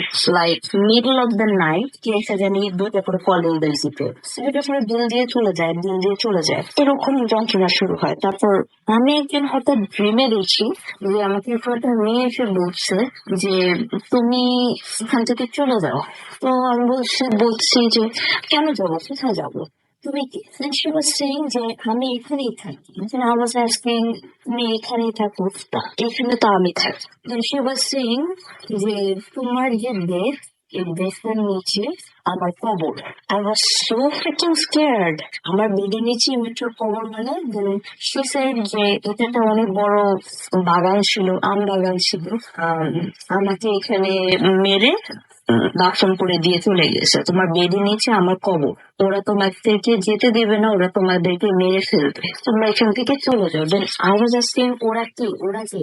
Then she just screamed and she just vanished. আমি ঘুমে থেকে উঠেছে, it was so weird for me. Then আমি আমার মার সাথে যে ব্যাপারটা শেয়ার করি যে মা আমি এরকম একটা স্বপ্ন দেখেছি। তো আমার মা এই স্বপ্নটা দেখার পরে তখন বলে যে যদি এই বাসার কবর থাকে তাহলে এই বাসার আসলে সমস্যা আছে। যখন স্বপ্ন এই ধরনের দেখেছে তাহলে তুমি রুমটা চেঞ্জ করে চলো, তুমি তোমার আমার আর তোমার বাবার রুমে শিফট হও, আর তোমার বাবা একই শুবে তোমার ঘরে, তুমি রাতে বেলা ওই ঘরে আর থাকবা না। তো এখানে আমি একটা জিনিস স্কিপ করে গিয়েছি।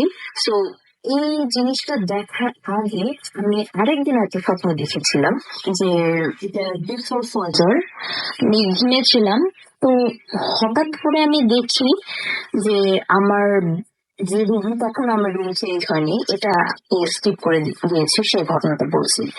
যে আমার রুমের দরজাটা হঠাৎ করে নড়ছে, অনেক জোরে জোরে শব্দ হচ্ছে, জিনিসটা নড়ছে, বাড়ি খাচ্ছে। দেন আমার দরজাটা খুলে গেল। খুলে যাওয়ার ফিগার, আর এটা হোয়াইট একটা ফিগার, মানে মনে হচ্ছে একটা হোয়াইট কালারের কাপড় পরে আছে, এটা চোখ না করে কিছু দেখতে পাচ্ছি না। জিনিসটা আমার কমপ্লিটলি বেডের উপর দিয়ে জাস্ট ফ্লোট করে ভেসে ভেসে চলে যাচ্ছে।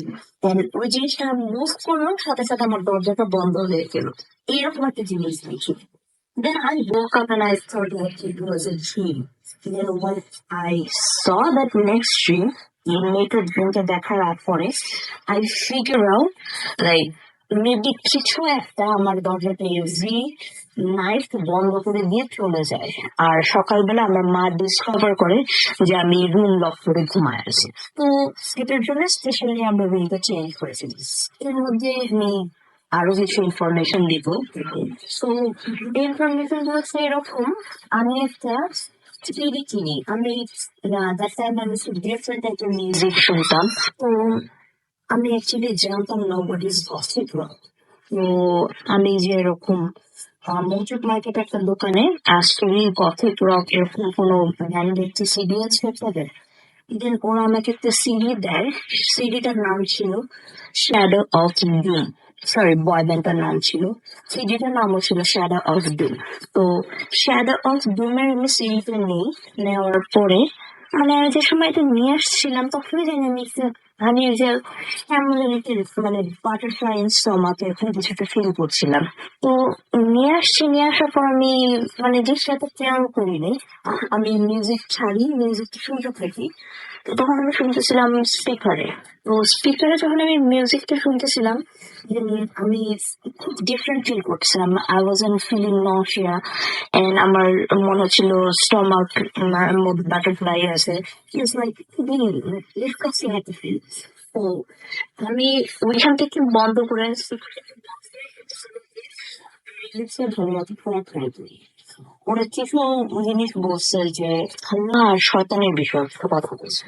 তো ওরা তো শয়তান বলে না, ওরা বলে শয়তান। তো এই জিনিসটা শোনার পরে দেন আমি সাথে সাথে মিউজিক বন্ধ করে I start reading the lyrics. Completely সেটার ওদিকে তো পুরা ডার্ক এনার্জি নিয়ে প্লে করা হচ্ছে। আমি ইন্টারেস্ট নিয়ে করি ব্যাপারে। I'm really sorry to say, অনেক লিসেনার্স অনেকেই এইসব ডার্ক এনার্জি নিয়ে খুব পছন্দ করে, ওরা অনেক ইন্টারেস্ট ফিল করে। I was one of them. আমি খুব ইন্টারেস্ট ফিল করি যে এখানে কি হয়, মানে মিউজিকটা ছাড়লে কি হয়, কি হতে পারে। আমি যতবারই মিউজিকটা শুনছি ততবারই আমি খুব মানে ডিফারেন্ট, মানে জিনিসটা আমি কমফোর্টেবল ফিল করছিলাম না আমার শারীরিক ভাবে। আমি মিউজিক বন্ধ করে দিই, আমি অফিস চিল করি, আবার অন করে আবার অলরেডি হচ্ছিলাম, স্টিল করতেছিলাম না। এখন এভাবে শোনার পরে আমি আমার মাকে যে বলি, তখন আমার আম্মু বলছে তুমি এটা কি করবে। আমি বলছি হোয়াট ডু মিন। আম্মু বলছে যে এই জিনিস তুমি এখনই ফেরত দিয়ে। দেন ইট ওয়াজ ভেরি লেট। তারপরে আমার মা বলে ওকে আজকে রাত হয়ে গেছে, আজকে আর ফেরত দেওয়া যাবে না। বলে একটা কাজ করি, কালকে টুমরোতে আমরা যাবো, যে ফেরত দিয়ে আসবো এই টিকিট, আর তুমি আর এটা স্লিপ করবো না। তারপর থেকে শুরু হয় ভয়ানক অত্যাচার আমাদের উপর। আমি বলবো না যে এটা কি সিডির জন্যই হচ্ছে নাকি বাসার জন্য হচ্ছে নাকি মার্ডার অফ দ্যাট পিপল ওদের জন্য হচ্ছে, মানে কিসের জন্য হচ্ছে এটা স্টার্ট আমি এটা জানি না, বাট এটা ট্রুথ। ওই মিউজিকটা প্লে করার পরের থেকে স্টার্ট হয় আমাদের উপর এক্সট্রিম অত্যাচার। এর মধ্যে 2 months কেটে গেছে, আমরা নতুন বাসায় উঠবো। দ্যাট হোয়াট হ্যাপেন, আমাদেরকে ওরা ভাড়া দিয়ে ফেলছে, কিন্তু আমাদের যে ফ্ল্যাটটা ছিল সেখানে হচ্ছে আরেকজন মহিলা আরো এক্সেস ভাড়া দিয়ে তুমি ওই ফ্ল্যাটে নিচ্ছ। তো এটার জন্য ওরা বলছে যে আমরা আপনাদেরকে এই ফ্ল্যাটটা দিব না, আপনাদের আরো কয়েকদিন ওয়েট করতে হবে, দেন আমরা আপনাদেরকে অন ফ্ল্যাট দিব। দেন আমার মা তো ম্যাড হয়, আম্মু বাসা খুঁজে ফোন করে অন্য জায়গায়। আর এদিকে হচ্ছে আমার বাবার বিজনেস এভরিথিং তখন ডাউনে যেতে শুরু করে। আর আমার বাবার মেজাজ সবকিছু আপ হওয়া শুরু করে। আমার বাবা তখন অনেক রুড এন্ড আমাকে নিয়ে তারপর বেশি হেল্প করতো আমাদের সাথে। সারাদিন ঝগড়া করতো, সারাদিন ছেড়াছড়ি করতো। It was very frustrating in that time যে মানুষ সারাদিন কিভাবে ঝগড়া করে। তো এভাবে যাচ্ছে সময়। এর মধ্যে আমি খুবই ডিপ্রেশন ফিল করি, আমার বাবার এসব ঝগড়া ছিলের জন্য। Then I try to commit suicide. So জিনিসটা অনেক উইয়ার্ড। আমার বাবা আমাকে ধোকা দেয় 3 দিন আগে। 3 দিনের মধ্যে আমার বাবা আমাকে সরি বলে সবকিছু ঠিক। 3 দিন পরে যে আমি ওই আর 3 দিন আগের কথার জন্য স্টিল থেকে আমি সুসাইড করবো। এই জিনিসটা লাইক আমাকে কেউ বলছে যে তোমার সুসাইড করা উচিত, তোমার বাবা তোমার সাথে খুব বিহেভ করে। That's what I feel. কিন্তু মানে এটা কোনো লজিক্যাল কোনো অ্যান্সার আমি কখনোই খুঁজে পাইনি। তো I was just feeling like আমার সুসাইড করা উচিত। Then I take lots of medicines. আমার মা আমাকে মেডিসিনস নেওয়া পায়, তারপর আমাকে জিজ্ঞেস করে তুমি কি মেডিসিনস গুলো নিয়েছো সেশন গুলোর মধ্যে বলি একটু করে জার্নাল ছিলাম তখন। আমাকে নিয়ে অনেক ভয়ানক অবস্থায় যায় আমার মার। Then after a week I was okay. Then আমার মা আমাকে জিজ্ঞেস করে তুমি সুসাইড কেন কমিট করার ট্রাই করছো। দেন আই সেড আমার বাবা বকা দিছে আমাকে। আমার মা বললে তোমার বাবা 3 দিন আগে বকা দিছে, তোমাকে সরি বলছে, তুমি 3 দিন পরে সুসাইড করার এত মিলা কেন। I have no answer, I just said I fail to do that. এখন তো আমার মা কমপ্লিটলি ভয় পেয়ে গিয়েছেন, সে পাগলের মতো বাসা খুঁজতেছে, এদিকে ভূতের অত্যাচার। দেন হোয়াট হ্যাপেন, আমাদের বাসার আশেপাশে থেকে আন্টি চলে গিয়েছে। আমরা কমপ্লিটলি এই জায়গাটাতে পড়িয়ে আমি, আমার মা আর আমার বাবা, আর কেউ নেই। এভরি নাইট এরকম দুটো করে বিলস দেয় 1 ঘন্টা 2 ঘন্টা পর পর। এদিকে আমার মার হেলথ ইস্যু দেখা যায়, আমি নিজেও সিক ফিল করতে থাকি, আমার বাবা অনেক এগ্রেসিভ বিহেভিয়ার শুরু করে। সবকিছু it was very very very scary time. So what happen, আমার মা একটা টাইমে বিরক্ত হয়ে যায়, আমাদের কারণটি জিজ্ঞেস করে যে আজকে আপনাকে বলতেই হবে এখানে কি কে প্রার্থী করে কে বিরোধী, আপনাকে বলতেই হবে। আর শি ওয়াজ ভেরি ম্যাড। তখন আমাদের দারোয়ান বলে উপরে একজন লোক হাঁটে। আমি একদিন দেখতে গেছিলাম, আমাদের দারোয়ান 5 ওয়াক্ত নামাজ পড়তো, বয়স্ক ছিল সে বাসার দারোয়ানটা। সে উপরে একজন লোক হাঁটাহাঁটি করে, আমি একদিন দেখতে গেছিলাম, আমাকে বলছে এদিকে আর আসবি না, তুই নামাজ পড়িস, তুই নামাজ পড়, তুই নিচে থাক, উপরে যেন কেউ না আসে আর তোকে যেন কখনো উপরে না দেখি। After my mom heard this, my mom was very scared. আমার মা তো তখন আরো ভয় বাসা খুঁজতে থাকে যে এটা আমরা কোথায় চলে আসি। ফানিয়েস্ট থিং, আমরা যতগুলা বাসা খুঁজি, আমরা যাই, আমাদের পুরো ফ্যামিলি সহ ডাকি, ইন্টারভিউ নেয়, তারপরে সবকিছু ঠিক, আমরা অ্যাডভান্স দিতে যাবো, দ্যাট মোমেন্টে বলে না আপনাদেরকে বাসা ভাড়া দেওয়া যাবে না, আমরা চাচ্ছি না আপনাদেরকে বাসা ভাড়া দিতে। এমন কোনো রিজনও বলে না, এমন কোনো অ্যান্সারও দেয় না যে কি কারণ, আমাদের কি প্রবলেম, মানে কোনো কারণে আমাদেরকে জাস্ট বাসা দেবে না। That's the thing. সো একদিন আমি আমার মা ভাবে শুয়ে থাকি বেডের মধ্যে, আমি আর আমার মা দুজন একসাথে নোটিস করি একটা ফিগার আমাদের, মানে আমার মার জানলা দিয়ে বারান্দাটা দেখা যায়। তো বারান্দার এক প্রান্ত থেকে আরেক প্রান্ত দিয়ে জানলাটা খোলা ছিল। সেদিন আমরা দেখতেছি যে একটা শ্যাডো জাস্ট মনে হলো কি ওয়ালের মধ্যে পাস করে চলে গেল, উইচ ইজ মাথার মধ্যে ঘুমটা দেওয়া। তো আপনি রাসেল ভাই যদি চিন্তা করে দেখেন ওর গথদের সম্পর্কে জানেন, তাহলে আপনারা জানবেন যে গথরা সাধারণত একটা ড্রেস পরে, ওটা হচ্ছে ওদের মাথা থেকে নিয়ে পা পর্যন্ত কমপ্লিটলি এরকম কভার করা থাকে, আর ওরা এরকম মানে ওদের ঘুমটা দেওয়া আর পুরা শরীর কভার করা, এরকম একটা আলখিলা টাইপের একটা জামা পরা থাকে, আর এভাবে করে ওরা বিভিন্ন সরঞ্জাম উপস্থাপন করে। So that figure seems like completely a person who could be a god in the first second. So we both were very scared. I asked my mom, তুমি কি দেখতে পাচ্ছ জিনিসটা? And she said, তুমিও দেখছো জিনিসটা? আমি বলছি হ্যাঁ। Then we both jumped off the bed and আমরা লাইট অন করি। And then it was completely vanished. Okay, then কাহিনী গেল। সেকেন্ড আরেকটা রাতের কাহিনী, আমি আর আমার মা দুজন, আমার মা কাউচে, আমি বেডে শুয়েছি। হঠাৎ করে দুজনই আমরা কথা বলতেছি, জানলার দিকে তাকায় কথা বলছি যে হ্যাঁ তুমি দেখছো আজকে কত পূর্ণিমার কত চাঁদের আলো আসতেছে জানলা দিয়ে, হ্যাঁ অনেক সুন্দর চাঁদের আলো। We were talking about Purnima. Funniest thing, একটা মানে কাপড় দিয়ে যদি একটা ফাঁকা অথবা একটা ফুটা ওর একটা জানলাকে একটা কালো কাপড় দিয়ে যদি কভার করে দেওয়া যায়, সেটা যেরকম আস্তে আস্তে করে কাপড়টি টেনে টেনে টেনে টেনে পুরোটা কভার করা যায়, হঠাৎ করে আমাদের পুরো রুমটা মনে হচ্ছে কি জানলা দিয়ে যে আলোটা আসছে এটা পাতলা একটা ওর একটা কাপড় দিয়ে ভাবে করে আস্তে আস্তে করে পুরো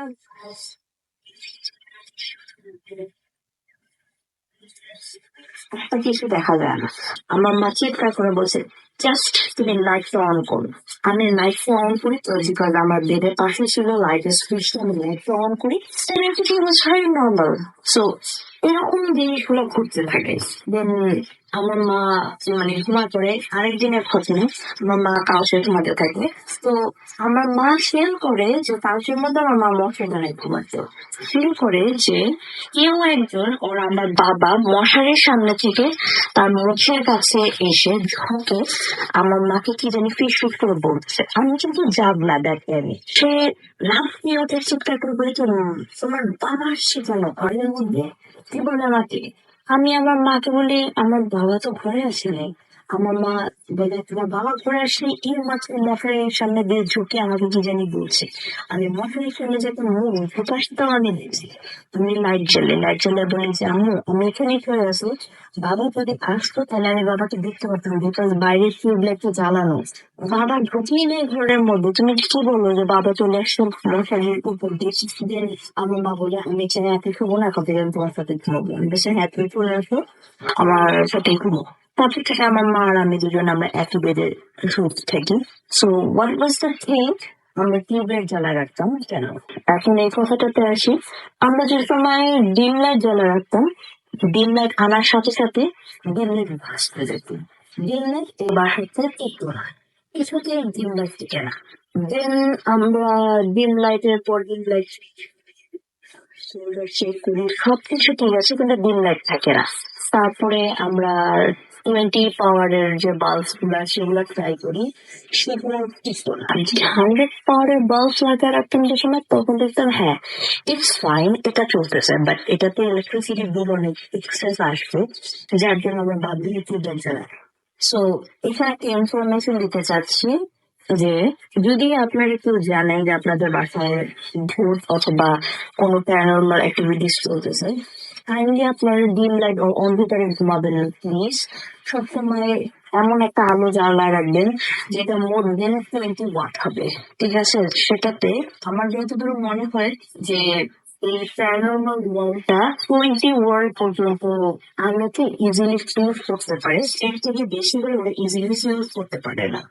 নাদার থিং, এইবার আসি বাসার কিছু কথায়।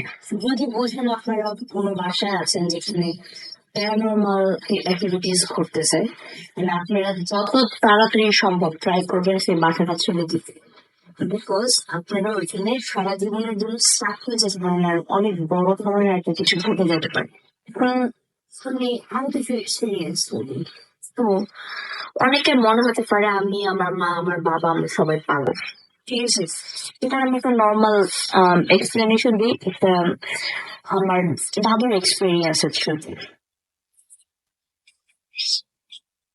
তো আমার দাদু তখন কিন্তু সে খুবই মানে মডার্ন, সে কোনো জিন ভূত এসব কোনো কিছুতে সে বিলিভ করে না। সো হোয়াট হ্যাপেন, আমার দাদু আসার পরে সে আমাদের বাসায় থাকে, সে থাকতে চায়, আর বলে আমি দেখবো এখানে কি ভূত আছে, মানে she was just making joke and fun of us. তো আমার দাদু আসার পরে আমার দাদুকে আমি বলছি যে দাদু তুমি কিন্তু জানলার সামনে মাথা দিয়ে ঘুমাবা না, কারণ তুমি যদি জানলার সামনে মাথা দিয়ে ঘুমাও তাহলে কিন্তু সমস্যা হয়, আমরা খুব বাজে বাজে স্বপ্ন দেখি, আমরা ঘুমাতে পারি না, তো তুমি জানলার সামনে মাথা দিয়ে ঘুমায়। তো আমার দাদু জানলার সামনে মাথা দিয়ে শোয়। শেষ আমার দাদু একবার আয়াতুল কুরসি পড়ে, একবার সূরা ইখলাস পড়ে, আর একবার সূরা ফাতিহা পড়ে। পরে ফু দিবে নাকি এরকম একটা সময় সে ফিগার আউট যে আমার দাদুকে বোবা ধরছে। আমার মা যখন অজু করতে যায় নামাজ পড়বে, আমি ওয়াশরুমে, আমার বাবা বলছে মতো গুঙ্গা থেকে খুব ভয়ানক হতো। আমার মা অজু করে শেষ করে আর অজুর মিডলে ফেলে রেখেছে, দৌড় দিয়ে চলে আসে। সেটা হচ্ছে আমার দাদুরই অবস্থা। আমার মা দেশে খুবই ভয় পায়, ভয় পেয়ে আমার বাবাকে যে ধার দেয় যে আমার বাবা কে নিয়ে আসো, তারপরে দেখি জিনিসটা কি স্ট্রোক করলো নাকি এটা কোনো মানে স্ট্রোক করছে না কি করছে সেটা আমার মা বুঝেনি। আর যদি নিয়ে যেতে হয় হসপিটালে, আমার বাবাকে ঢাক দিয়ে নিয়ে এসেছে। সাথে সাথে আমার দাদু আমার মানে সে জাস্ট লাইক ঘুমের থেকে উঠে গেছে, মানে এটা আমার মা মনে হয়েছে যে আমার দাদু চোখ খুলছে। আমার দাদু সে জাস্ট স্টার্ট ক্রাইং, আমার দাদু অনেক কান্না শুরু করে দেয়। কান্না শুরু করার ফার্স্ট একটা কথা বলে এই বাসাটা ছাড়ো, এটা ভালো না। ফার্স্ট কথাটা বলি, সেকেন্ড কথাটা বলে তুমি যে দৌড়াদৌড়ি করতেছো, আমার মাকে বলে তুমি যে দৌড়াদৌড়ি করতেছো আমি তো এটা দেখতেছিলাম, তুমি আমাকে ধাক্কা দাও নাকি? আমার মা আমার দাদু বলে কি আমার চোখ খোলা ছিল, আমি তোমাকে দেখতেছিলাম তুমি দৌড়াতে করতেছো। আমার মা বলে আপনার চোখ আমি কমপ্লিটলি বন্ধ দেখছি আম্মা। সো যে আমরা সবাই পাগল হচ্ছে ঠিক, তাহলে আমার দাদুটা অ্যাকচুয়ালি পাগল না, কারণ সে আমাদের সাথে থাকতো না, সে অন্য একটা জায়গা থেকে আসছে, but she just got N experience. তারপরে আমরা বাসা চেঞ্জ করার জন্য পাগল হয়ে যাই, আমাদের বাসা চেঞ্জ করতে হবে। এন্ড দেন আমি আরেকটা ইনফরমেশন দিব যে যদি আপনারা কেউ ফর সাম রিজন যে প্যারানর্মাল একটা বাসার মধ্যে আপনি স্টাক হয়ে গেছেন, প্লিজ আপনি কোথায় বাসা দেখতে যাচ্ছেন, কোথায় বাসা দেখছেন, এই জিনিসগুলা ওই বাসার ব্যাপারে কেউ সাথে কোনো ফোনে কথা বলবেন না, কিছুই না। ওই আপনি যে বাসাটা হন্টেড বাসাটাতে আছেন সেটার থেকে অনেক দূরে যাবেন, দূরে যে অন্য একটা এরিয়াতে যে আপনি এই বাসা দেখে এসে এগুলো ডিসাইড করে আসবেন। And আপনার নিজের বাসা থেকে আপনি হলে যে বাসা ভাড়া আগে ওখান থেকে দিয়ে তারপরে আপনি বাসা থেকে জিনিসপত্র নিয়ে একবারে বের হয়ে যাবেন। একবার মুখ দিয়ে বের করবেন না যে আপনি কোথায় যাচ্ছেন, বাসা ঠিক হয়েছে, কি হয়েছে না হয়েছে। And which one we did, আমরা এভাবে বাসা চেঞ্জ করি আমাদের। And বাসা চেঞ্জ করার পর থেকে আমাদের আর কোনো ধরনের কোনো সমস্যা হয়নি। আমরা কোনো শুনে কি কোনো কিছু দেখি নাই। So it was my experience. And এখানে আরেকটা অ্যাডভাইস দিব। সো আপনারা ট্রাই করবেন কোনো ডার্ক মেটাল এই টাইপের মিউজিক গুলো অ্যাভয়েড করতে। অনেক সময় ফেসবুকে অনেক লিঙ্ক আসে যেগুলা জার্সও ইউজ থাকে। ট্রাই করবেন সেই জিনিসগুলো আপনারা অ্যাভয়েড করতে। কিছুগুলো থাকে ফেক, কিছুগুলো কিন্তু রিয়েল থাকে। আর এরা যদি একবার আপনার লাইফে ঢুকে যায় তাহলে এটা খুব খারাপ একটা পরিণতিতে দেখা যায়, যে খুব খারাপ একটা সিচুয়েশন ক্রিয়েট করে ফেলে। এক্সপিরিয়েন্স গুলো ভালো লাগে রাসেল ভাই, তাহলে প্লে করবেন। Thank you very much, bye. Root FM.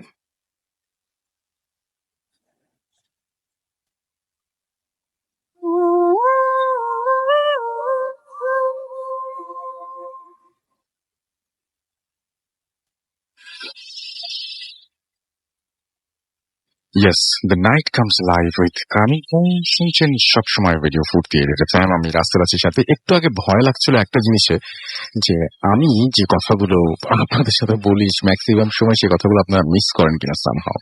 আমি বলছিলাম যে হ্যাঁ আমি জানি যে অডিও ক্লিপের আগে প্লে করা হয়েছে, সেটা বলেই প্লে করেছিলাম। এই অডিও ক্লিপের শেষ পর্যন্ত সেদিন প্লে করা হয়েছিল না, এবং আজকে যেহেতু গেস্ট কম ছিল সুতরাং সেই অডিও ক্লিপটি আবার আপনাদের সাথে শেয়ার করি আমরা। So that was the story, এবং আশা করছি যে আপনাদের আমি দুই ধরনেরই পেয়েছি। অনেকে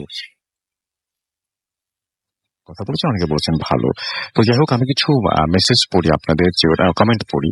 রাজ বাবু আমাদের লিখেছেন, আমাদের সাথে লিখেছেন মোহাম্মদ শরীফ, এবং তিনি বলেছেন যে এক অডিও ক্লিপ কয়বার প্লে করবেন। আমি পুরোটা প্লে করি। এর আগের বার যে অংশটা থেকে বাদ পড়েছিল সেই অংশটার জন্য মেইল এসেছিল বলে আপনার কথা অনুযায়ী, মানে আপনাদের কথা অনুযায়ী কিন্তু প্লে করেছি, এরকম না যে আমার কোনো ইচ্ছা।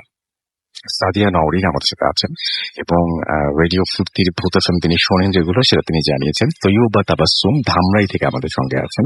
হসপিটালের স্টোরি শুনতে চান? ওকে, তো হসপিটালের স্টোরি যদি প্লিজ কার থেকে থাকে তাহলে ডেফিনেটলি তারা শেয়ার করবেন, এবং প্লিজ আমি অনুরোধ করছি যদি আপনি জেনে থাকেন কোনো হসপিটালের স্টোরি তাহলে শেয়ার করুন। আর সেটা শেয়ার করতে হলে যেটা করতে হবে, ভূতাসন@radiofurti.fm এই অ্যাড্রেসে গিয়ে আপনার শেয়ার করতে হবে আপনার স্টোরিটা এবং আপনার এক্সপেরিয়েন্সটা। আর যদি আপনি স্টুডিওতে আসতে চান তাহলে আপনার নাম, ঠিকানা এবং ফোন নাম্বার সহ আপনার ঘটনার শুরুতে অবশ্যই উল্লেখ করুন যে ঘটনাটা আপনি স্টুডিওতে শেয়ার করতে চান, নাকি আপনি চান আপনার ঘটনা আমরা পড়ে শোনাই। অলি আহমেদ আমাদের সঙ্গে আছেন, আমাদের সঙ্গে আছেন, অ্যাপ দিয়ে শুনছেন তিনি, আমাদের সঙ্গে আছেন দেখতে পাচ্ছি পলাশ এবং